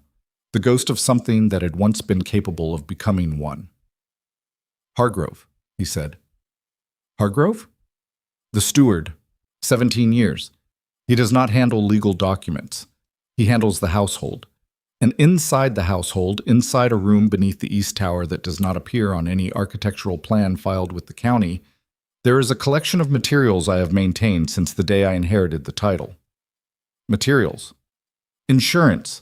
Against the exact situation I am standing in right now. Then we go back to Ravengarde. I am ordered not to leave the capital." Evelyn looked at him with the steady, unblinking directness of a woman who had just watched the most powerful man she knew lose everything he had built and was not, even now, afraid of him or for him, but was instead calculating, with the practical ferocity of someone who had never had power and therefore understood its mechanics from the outside in, exactly what was required to rebuild. "You are ordered not to leave the capital," she said. "I am not." The words landed in the silence of the empty chamber like a match striking in a room full of powder. Kedrick looked at the woman standing before him and understood, with the devastating clarity of a man who had just watched his own philosophy collapse, that the most dangerous thing he had ever done was not bringing Evelyn Duvall to Ravengarde. It was underestimating what she would become once she arrived. Evelyn left the capital before midnight. Kedrick arranged the carriage and 2 riders through Hargrove, who received the instructions via coded message delivered by a kitchen boy from the inn where the Duke was confined. No official channels. No documents bearing the Ravengarde seal. The riders wore unmarked coats and carried no identification that could connect them to the Duke's household if they were stopped on the road. The carriage itself was borrowed from a wool merchant Kedrick had done business with for 7 years, a man who owed his entire trade route to the Duke's intervention during a tariff dispute and who asked no questions when a Ravengarde servant appeared at his stable door requesting a vehicle and fresh horses. Evelyn climbed into the merchant's carriage wearing a plain traveling cloak over her borrowed dress and carrying nothing except a sealed letter from Kedrick addressed to Hargrove and a set of instructions she had memorized, and then watched Kedrick burn in the fireplace of his rented room. "The East Tower," Kedrick had said while the paper curled black in the flames. "Below the foundation level. Hargrove will know the entrance. The room contains a steel cabinet with a combination lock. 7, 14, 3, 21, 1. What will I find?" "Letters. Financial records, sworn depositions taken privately over the last 8 years. Evidence I collected against every major house in Valebrook as insurance against exactly the kind of coordinated attack Ashford has mounted." "Why did you not give these to Bowen?" "Because insurance only works if the people it protects against do not know it exists. Bowen handled the visible legal architecture. The material beneath the East Tower was never meant to be part of any legal strategy. It was meant to be detonated. Detonated. If everything else failed, if the walls came down, if I stood in the exact position I am standing in right now." Kedrick had looked at her across the firelit room with the expression of a man handing someone a weapon he had built for his own hand. "I never imagined someone else would carry it." "You never imagined needing someone else." "No, I did not." The honesty of it had settled between them like something heavy placed carefully on thin ice. Now the carriage moved through darkness along the coastal road, and Evelyn sat alone in the narrow compartment, listening to the wheels grind over frozen ground and feeling the numbers repeat in her chest like a second heartbeat. 7, 14, 3, 21. The combination to a vault that contained the political destruction of half the noble families in Valebrook. The weapon a man who trusted no one had entrusted to a woman he had known for less than 2 weeks. She pressed her hands together between her knees and stared at the dark curtain across the window. Fear would have been reasonable. She was a woman with no title, no income, no legal standing, riding through winter darkness toward a fortress she had occupied for days, carrying instructions to access materials that could reshape the political landscape of an entire kingdom. If she were stopped, if the riders were recognized, if Ashford had anticipated this move and posted men along the road. But fear required imagining a future worth protecting, and Evelyn had spent 23 years living without one. What she felt instead was something colder and more functional. The stripped-down clarity of a person who had nothing left to lose operating inside a situation where everything was at stake. It was the state her body entered when Margaret's punishments had exhausted every emotional response, and all that remained was the mechanical ability to keep moving. Survival mode. Except this time she was not surviving for the privilege of being invisible. She was surviving for the right to be seen. They reached Ravengarde at dawn. The fortress materialized from sea fog like a hallucination made of stone. The riders slowed at the outer gate, and Evelyn watched the black walls rise above her through the carriage window, 7 stories of coastal granite built to withstand naval bombardment, and felt for the first time that the castle's brutality was not intimidation. It was honesty. "This is what protection looks like," the walls said. "Not beautiful, not comfortable, built to hold." The gate opened. Hargrove stood in the courtyard. He looked older than he had 4 days ago. The lines around his eyes had deepened, and his steward's posture carried a rigidity that spoke of sleep, mist, and information processed in the dark hours when the mind ran calculations the body could not afford. Evelyn descended from the carriage and handed him Kedrick's letter. Hargrove read it. His expression did not change. He folded the letter and placed it inside his coat. "Follow me," he said. They entered the castle through a side door Evelyn had never seen. The corridor beyond was narrow, unlit, built from rougher stone than the main halls. Servants' passages, maintenance routes, the skeleton of the fortress that visitors never saw because the skeleton was not designed to impress. It was designed to function. Hargrove led her down 2 flights of stairs cut into the bedrock beneath the east tower. The air changed, warmer near the surface from the castle's fires, then steadily colder as they descended, until the walls wept condensation and the lamplight Hargrove carried threw shadows that moved like living things. The room was small, 8 feet square, carved from solid rock with a single iron door that Hargrove unlocked with a key he wore on a chain beneath his shirt. Inside, the steel cabinet stood against the far wall. Unremarkable. Industrial. The kind of object that existed to be ignored. Evelyn approached it and entered the combination. 7. 14. 3. 21. The lock released with a sound like a knuckle cracking. Inside were 43 documents organized in labeled folders. Evelyn pulled them out one at a time and spread them across the stone floor while Hargrove held the lamp above her. Lord Ashford. 3 letters to a foreign banking house requesting loans secured against crown properties he did not own. A signed receipt for a payment to a parliamentary clerk in exchange for advance copies of trade legislation. A personal note to his wife's cousin discussing the purchase of a judicial appointment. Lord Blackmore. Land transfer documents bearing forged signatures from 2 county registrars. A private contract with a shipping company that violated the kingdom's embargo on arms exports. Correspondence with a rival duke discussing the partition of Ravengarde's northern territories in the event of Ceadric's political removal. And deeper in the cabinet, filed separately in a folder marked with no name, a collection of documents that made Evelyn's hands go still. Margaret Duvall. Evelyn's father's will. Not the version Margaret had presented to the family. The original, bearing amendments in her father's handwriting that divided the estate equally among all 3 daughters. Beside it, a letter from the Duvall family solicitor to Margaret dated 6 months before her father's death, outlining the legal process for modifying inheritance documents and noting that the proposed changes would require the testator's signature, which, the solicitor observed, could be obtained given the testator's declining health and reliance on medication that impaired his capacity to review documents. Evelyn read the letter twice. Her hands shook, not from cold, not from fear, from the clean, surgical precision of finally seeing the mechanism that had shaped her entire life laid bare on stone. Her father had not disinherited her. Her mother had engineered the disinheritance while he was too ill to understand what he was signing. The forgottenness that Evelyn had carried like a birthmark, the invisibility that Margaret had maintained for 2 decades, was not neglect. It was strategy. Margaret had stolen Evelyn's inheritance, rewritten the family's legal architecture, and then spent 23 years ensuring that the daughter she had robbed remained too isolated, too dependent, and too invisible to discover the theft. Evelyn pressed her palms flat against the stone floor and breathed. "Miss Duvall," Hargrove said quietly, "I am fine." "You are not fine, but you are functional. That is what matters right now." She looked up at the steward. His face held the steady, unreadable expression of a man who had served a difficult master long enough to understand that fine and functional were different currencies entirely. "How long has the Duke known about my mother's forgery?" Evelyn asked. His Grace began collecting information on every noble family in Valbrook the month after his father's death. The Duvall documents were among the earliest acquired. He knew.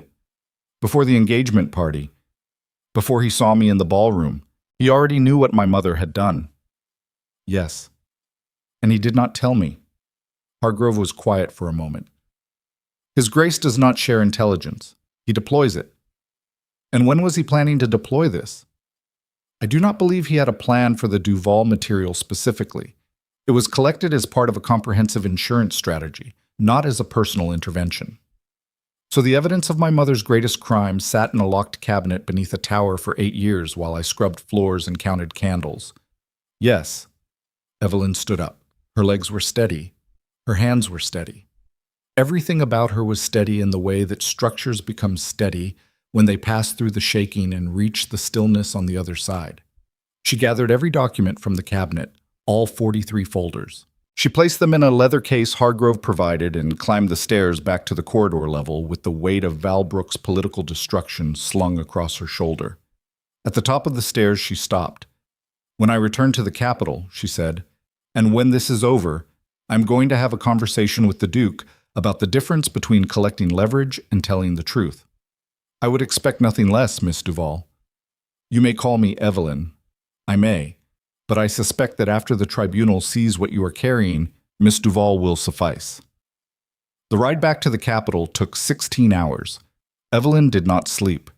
She sat in the merchant's carriage with the leather case on her lap and the contents of 43 folders arranging themselves inside her mind into a sequence that was not legal strategy and not political maneuvering, but something closer to architecture.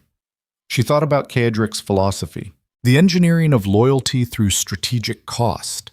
The belief that human behavior could be controlled by making the alternatives to cooperation more expensive than cooperation itself. She thought about Bowen, who had dismantled that philosophy in a single act of calculated betrayal. She thought about her mother, who had operated on identical principles for 23 years and succeeded because Margaret understood something Keedrick did not, that the most effective prison was not the one with the highest walls.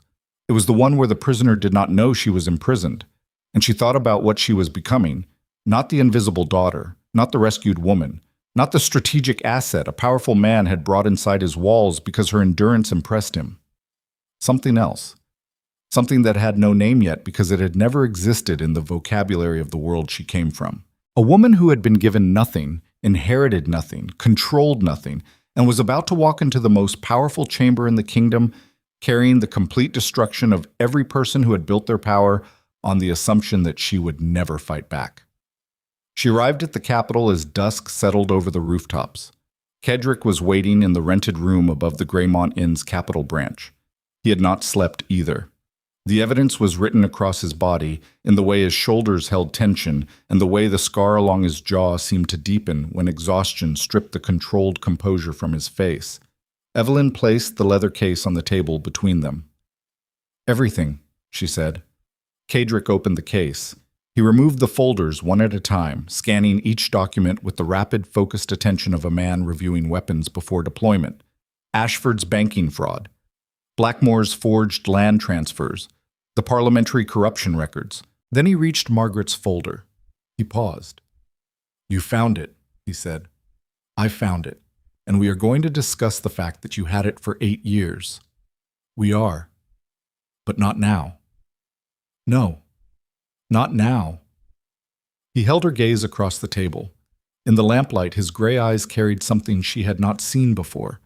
Not the controlled assessment of a strategist, not the focused intensity of a man calculating outcomes. Something rawer. The expression of a man looking at another person and recognizing with the kind of clarity that only arrived after everything else had been stripped away, that she was not what he had brought her here to be. She was what she had made herself, and that was more dangerous than anything in the leather case. "The tribunal reconvenes tomorrow at 10, he said. "Ashford expects to present the expanded financial evidence and move for a formal removal order." "Then we present first. I am not permitted to introduce new evidence without prior submission to the tribunal clerk. You are not. But I am not a party to the investigation. I am a witness.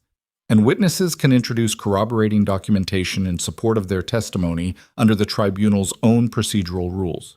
Bowen taught me that 3 days ago, before he became the reason we need it." Keedrick stared at her. "You memorized the procedural rules." "I memorized everything that man said to me. I did not trust him." "You did not trust him."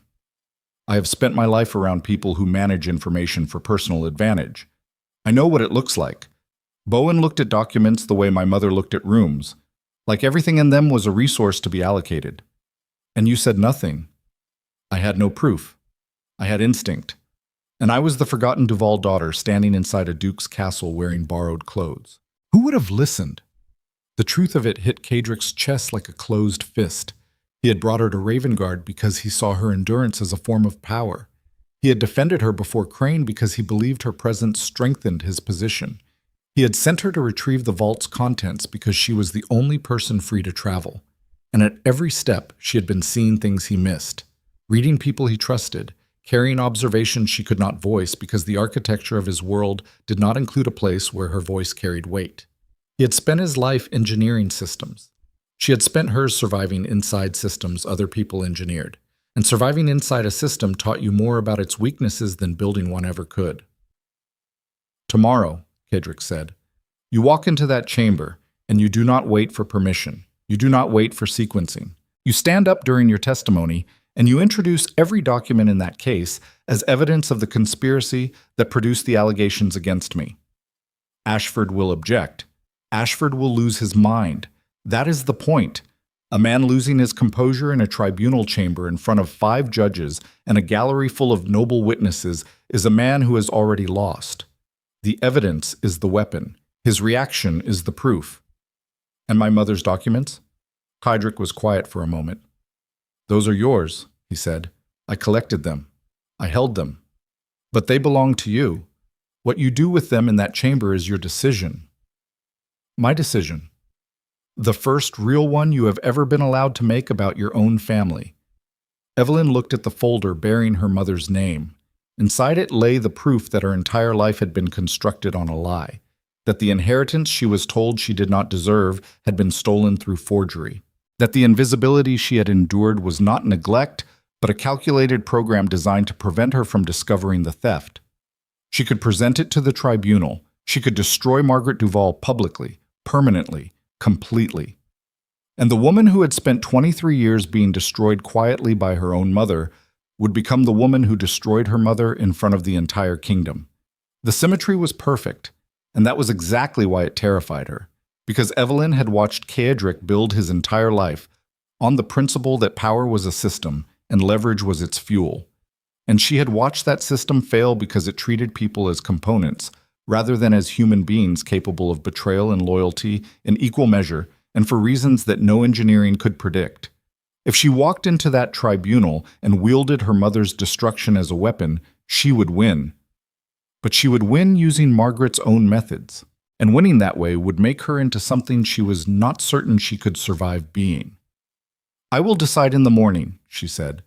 We do not have until morning.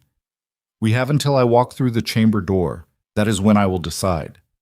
Kedrick looked at her across the table with the documents spread between them like the wreckage of a world that had already ended. You are the most terrifying person I have ever met, he said. I am a woman with 17 pounds and a pair of patched gloves. That is what makes you terrifying. The tribunal chamber filled before 10. Word had spread through the capital overnight. The Duke of Ravengarde's hearing had become the most significant political event in Valbrook in a decade, and every noble family with a stake in the outcome had sent representatives to watch. The gallery was packed. Standing room occupied every alcove. Men who governed counties and controlled trade routes sat shoulder to shoulder with minor lords and parliamentary staff, all of them watching the chamber floor with the hungry attention of spectators at a contest where someone's blood was guaranteed. Ashford sat in the front row with the composed satisfaction of a general who had already received confirmation that the enemy's positions had been overrun. Beside him, Blackmore reviewed documents with the mechanical focus of a man finalizing paperwork on a victory he considered complete. Margaret Duvall sat behind them in the same charcoal gray, her posture erect, her expression arranged in the careful mask of maternal concern she had worn at the previous session. Kedrick entered the chamber at 10:04.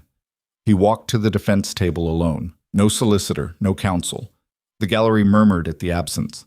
Ashford exchanged a glance with Blackmore. The tribunal members noted the empty chair beside the Duke with visible interest. Eversham struck the gavel. This tribunal reconvenes to hear expanded evidence in the matter of Ravengarde financial misconduct and the Duvall-dependent welfare inquiry. Lord Ashford's counsel may present.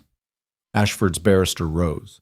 He was a tall man with a voice built for chambers, and he began laying out the documents Bowen had stolen with the methodical satisfaction of a mason setting keystones into an arch. Private financial transfers. Payments to political intermediaries. Correspondence that revealed the scope of Kedrick's influence network. The tribunal listened. The gallery absorbed. Keedrick sat at the defense table with his hands folded and his expression empty, and let the evidence accumulate around him like water rising in a room with no drain. Then Eversham turned to the chamber. The witness, Miss Evelyn Duvall, is called to continue her testimony. Evelyn stood from the rear bench where she had been sitting unnoticed. The gallery turned. She walked to the witness table carrying the leather case. Ashford's face registered the case for the first time. His composure held, but she saw his eyes track the leather surface and the way his body shifted forward by half an inch. The involuntary lean of a man whose instincts were telling him something his confidence had not yet processed. Margaret watched from the gallery with an expression that did not change. Evelyn sat down, placed the case on the table, folded her hands. "Miss Duvall," Eversham said, "you may continue your testimony." "I would like to introduce corroborating documentation in support of my testimony regarding the circumstances that led to my departure from the Duvall household and my presence at Ravengarde Castle." Ashford's barrister stood immediately. "The witness has not submitted documentation through proper channels. Tribunal Procedural Rule 14 allows a witness to introduce documentation during testimony when the documentation directly corroborates statements already on record," Evelyn said. Her voice was level, clear, the voice of a woman who had memorized the rules of a game she had never been invited to play. "My previous testimony described systematic disinheritance, isolation, and the removal of my autonomy by my own family. The documents I carry provide evidentiary support for those claims and additionally reveal the broader context within which the current allegations against the Duke of Ravengarde have been constructed."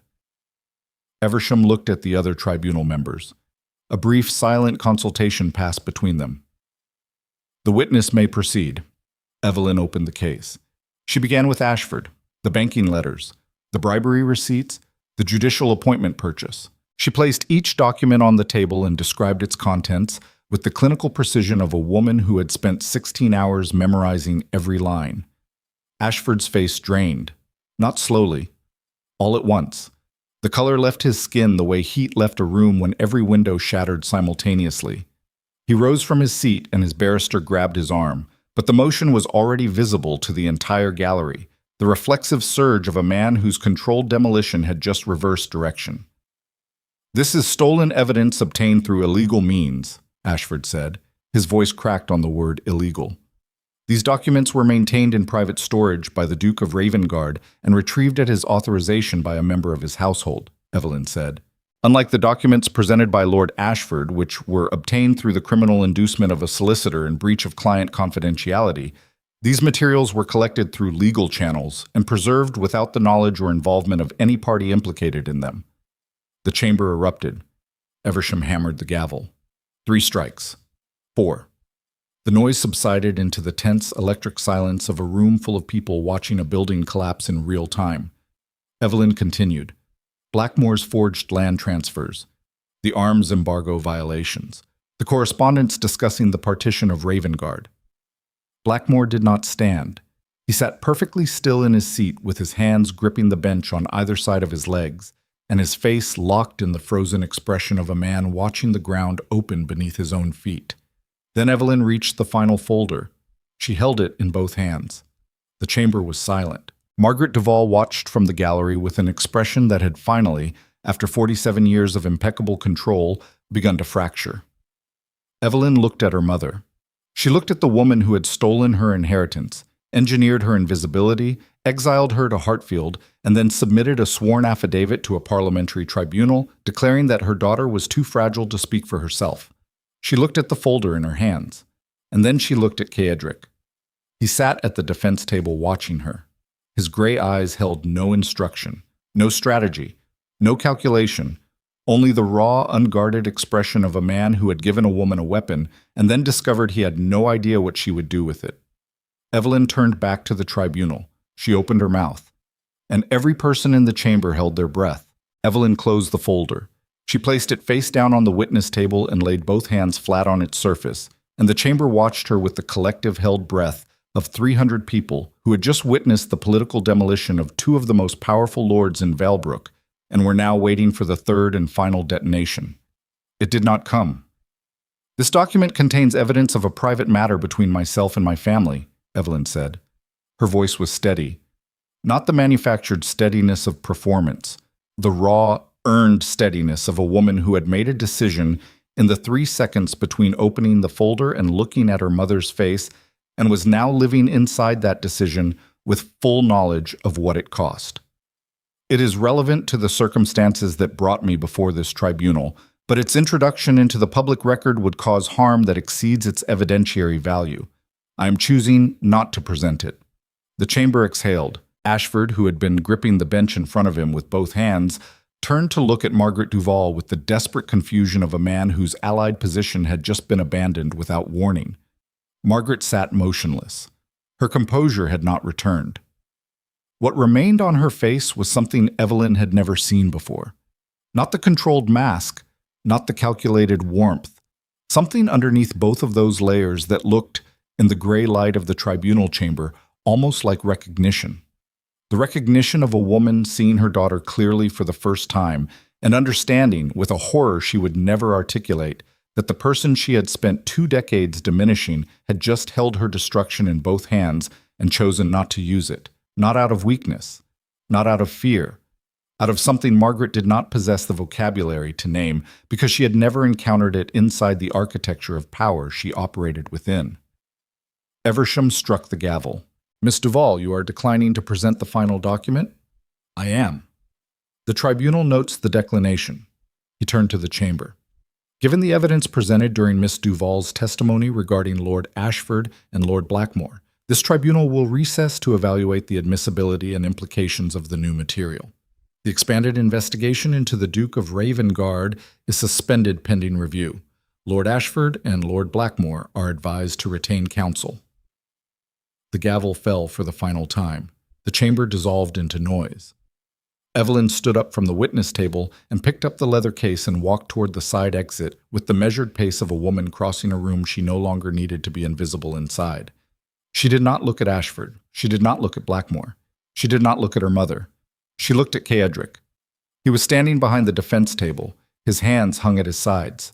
His face held the expression she had seen forming over the past 2 weeks. The slow, grinding collapse of a philosophy he had built his entire identity around, and in its place something that had no name yet, because men like Cedric Vane did not build vocabularies for the things that dismantled them. She walked past him toward the door. He followed. They did not speak until they reached the rented room above the inn. Cedric closed the door and stood with his back against it, and for the first time since Evelyn had known him, the architecture of his composure was entirely gone, not cracked, not fractured, removed. What stood in the room was the man underneath the Duke, taller than he seemed when the control was in place, because the control compressed him, held him in a posture of permanent readiness that took inches off his frame. Without it, he looked like what he was. A man in his late 20s who had spent 14 years performing a role that required him to treat every human connection as a structural component, and who had just watched a woman choose, in front of the entire kingdom, to be something other than what that philosophy produced. You had her, he said. Yes. The will, the forgery, the solicitor's letter. You could have destroyed her publicly, permanently. Every lie she told about you, every year she stole from you, laid bare in front of the tribunal and the gallery, and every noble house that ever believed her version of your family. Yes. Why? Evelyn set the leather case on the table. She unbuttoned her traveling cloak and draped it across the chair. Her movements were slow, deliberate. The movements of a woman who had been operating at a pace her body could not sustain and was now allowing the deceleration to happen. Because destroying her would have answered the question she has been asking about me my entire life, Evelyn said. She built me into a weapon she could control. Invisible. Dependent. Stripped down to function without autonomy. And when I walked into that tribunal carrying those documents, I was everything she made me. A weapon, pointed at a target, designed to detonate. She turned to face him. If I had used those documents, I would have won. But I would have won as something she built. I would have been the product of her system, operating inside her logic, using destruction as power the same way she used destruction as control. And I would have spent the rest of my life knowing that the moment I was most powerful was the moment I was most like her. The room was quiet. Outside, the capital's evening noise filtered through the window, carriage wheels on cobblestone, voices in the street below. The ordinary sounds of a world that did not know that two people in a room above an inn were standing inside the wreckage of everything they had believed about power and trying to find a way to breathe. I spent 8 years collecting that evidence, Kadrick said. His voice was rough. Not the controlled roughness he deployed as a tool, the rawness of something being said for the first time without rehearsal. 8 years building an arsenal against every family in Valbrook because I believed that was what protection required. Not trust, not loyalty, not the vulnerable, idiotic act of relying on another person's choice. Leverage, control, the certainty that every variable in the system could be managed if I gathered enough information and applied it at the right moment. He pushed away from the door and walked to the window. The light caught his profile and she saw the tension in his jaw, the working of muscles beneath skin that had been held rigid for so long. The relaxation was physically painful. Bowen proved that philosophy wrong in a single afternoon, he said. 9 years of managed loyalty, 9 years of strategic cost designed to make betrayal irrational. And he walked out of my life carrying my entire defensive architecture because a man I had never adequately accounted for offered him something I could not calculate, a future that did not depend on me. He turned from the window. And then you proved it wrong again, in the opposite direction. You walked into that chamber carrying every weapon I own and you chose. Not because I designed the choice, not because the strategic cost of refusal outweighed the benefit. You chose because of something inside you that I did not put there and cannot engineer and do not understand. You do understand it, Evelyn said. I do not. You stood on my doorstep at 5 a.m. and intercepted a coach because you could not tolerate the idea of me being exiled by a woman who did not deserve the power she held over me. That was not strategy. That was not leverage. That was a man standing in the cold making a decision that every calculation he possessed told him was irrational. It was irrational. It was human. The words settled between them. Human. The thing Kadrick had spent 14 years engineering out of his operating system because his father had beaten into him the conviction that humanity was a structural flaw. Feel nothing. Control everything. Build the walls so high and so thick that no force on earth could reach the man behind them. And a woman with 17 pounds and patched gloves had walked through every wall he built. Not by force, not by leverage, by being the one person in his life who carried nothing he could calculate and therefore nothing he could defend against. I owe you a conversation, he said quietly, about the 8 years. About the 8 years, about the fact that I possess proof of your mother's crime and did not give it to you. About the fact that I collected intelligence on your family the way I collected intelligence on every family and filed your suffering in a cabinet alongside land fraud and banking schemes because my system did not have a category for someone else's pain. You are having the conversation now. I am trying to. I do not have practice. Then practice. He looked at her across the room, and she watched something happen to his face that she had never seen on any human being. The slow, excruciating process of a man allowing an expression to form without first calculating its strategic impact. His jaw relaxed. The line between his brows softened. His eyes, those gray, measuring, predatory eyes that had watched her across a ballroom and cataloged 308 candles from a mezzanine, lost the focus of assessment and gained something older and more frightening. Openness. I am sorry, he said, for holding what was yours and not giving it to you, for treating your life as a data point inside a system I built to protect myself, for being so committed to the architecture of control that I failed to see the person standing inside it. You saw me, Evelyn said, in the ballroom, in the corridor, on the doorstep. You saw me when no one else in Valebrook would have looked twice. Seeing you was easy. It required nothing except attention.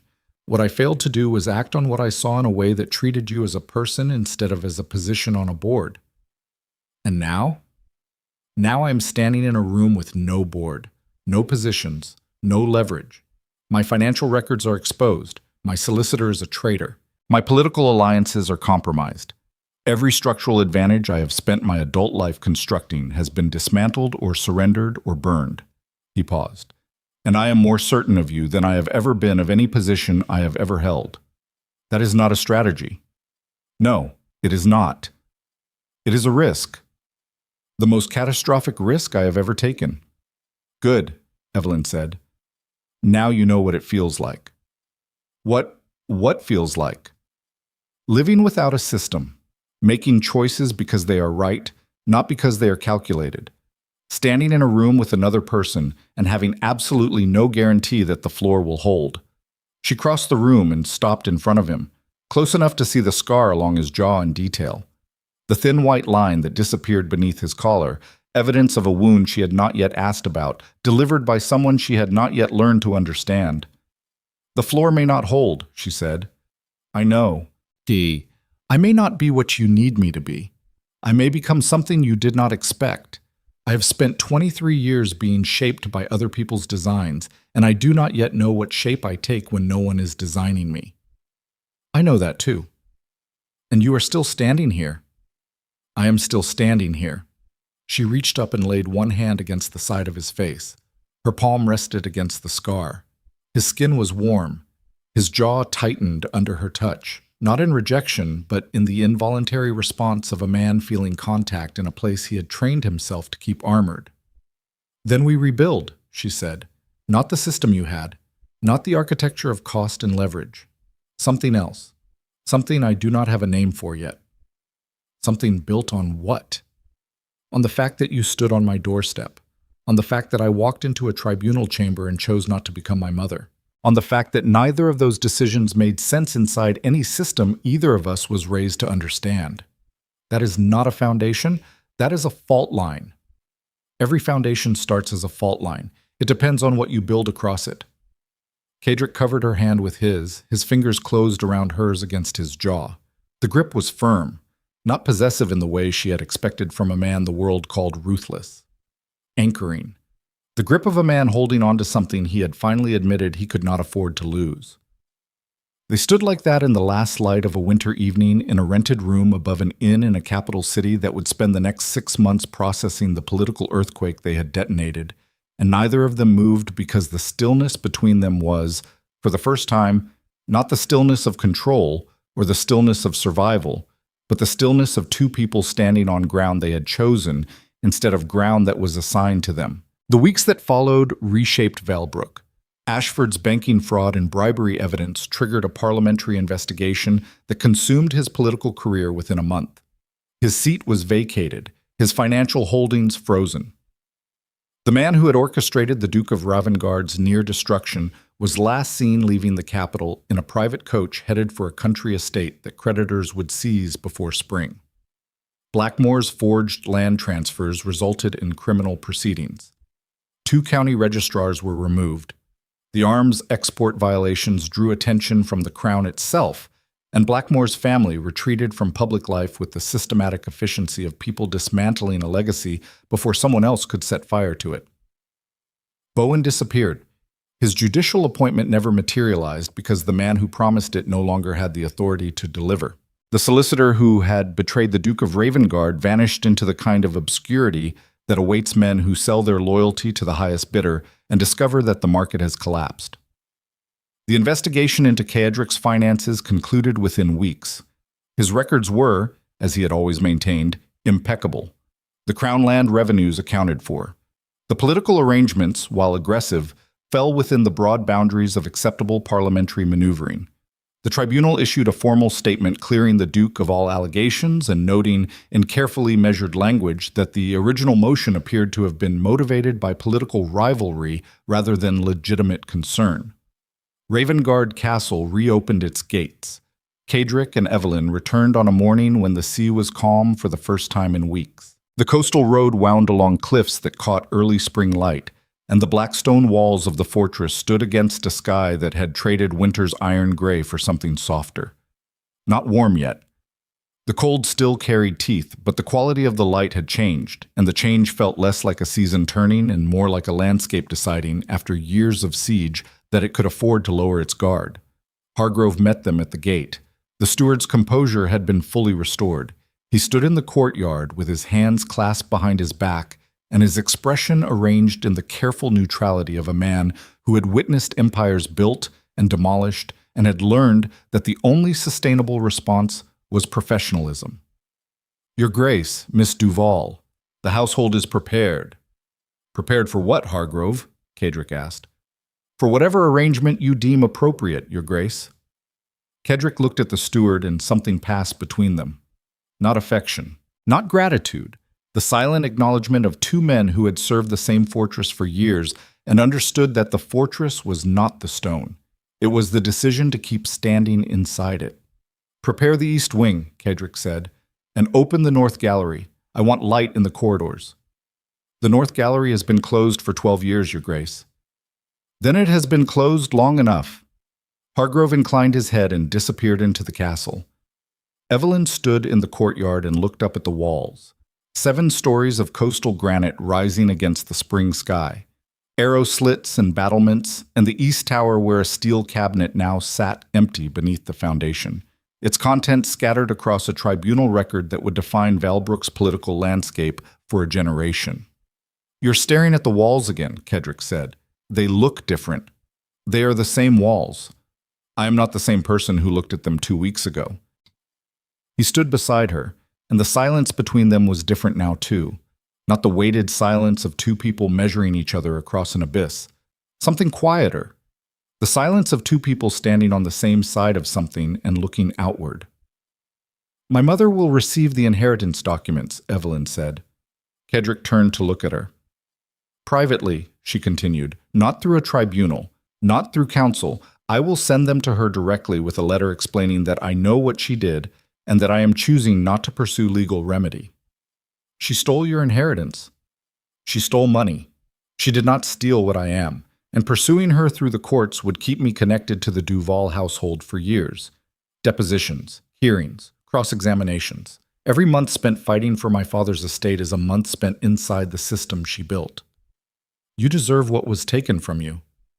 I deserve to be free of her. That costs more than an inheritance, and it cannot be recovered through litigation. She paused. I will write the letter tonight. She will know that I know. She will live with that knowledge, and I will live without it weighing on me. That is either the wisest decision you have made or the most self-destructive. It is both. Most important decisions are. Kedrick looked at her for a long time. The spring light caught the angles of his face differently than the winter light had. Softer. Less like a blade and more like stone that had been weathered by something gentler than siege. The scar along his jaw was still visible. It would always be visible, but the face around it had changed in ways that were not structural but atmospheric, a loosening, a temperature shift, the almost imperceptible difference between a man who held himself together and a man who was learning, slowly, with the painful clumsiness of someone performing an unfamiliar physical act, to let himself be held. I hired a new solicitor, he said, from the eastern counties. She has no connections to any parliamentary family in Valbrook. She? Miriam Hale, 34. Built her practice defending tenant farmers against land seizures. Has never lost a case because she is more stubborn than the legal system she operates within. That sounds like someone you would find threatening. I find her extremely threatening. That is why I hired her. Because you have learned that comfortable alliances are the ones most likely to betray you. Because I have learned that the people who make me uncomfortable are the ones who see the things I miss. He looked at her. You taught me that. The afternoon light stretched across the courtyard, and Evelyn felt the warmth of it settle against her skin with the unfamiliar weight of something she had not felt in so long that she had forgotten its texture. Safety. Not the safety of walls or systems or strategic advantage. The fragile, impermanent, terrifying safety of standing next to another person who had seen you at your most exposed and chosen to remain. She did not trust it entirely. She might never trust it entirely. 23 years of survival inside a family that weaponized intimacy had left scar tissue around the parts of her that were capable of trust, and scar tissue did not dissolve because the wound stopped hurting. It stayed. It changed the way the skin moved. It reminded you, every time you reached for something, that reaching had once cost you everything. But scar tissue also meant the wound had healed, not disappeared, not been erased. Healed.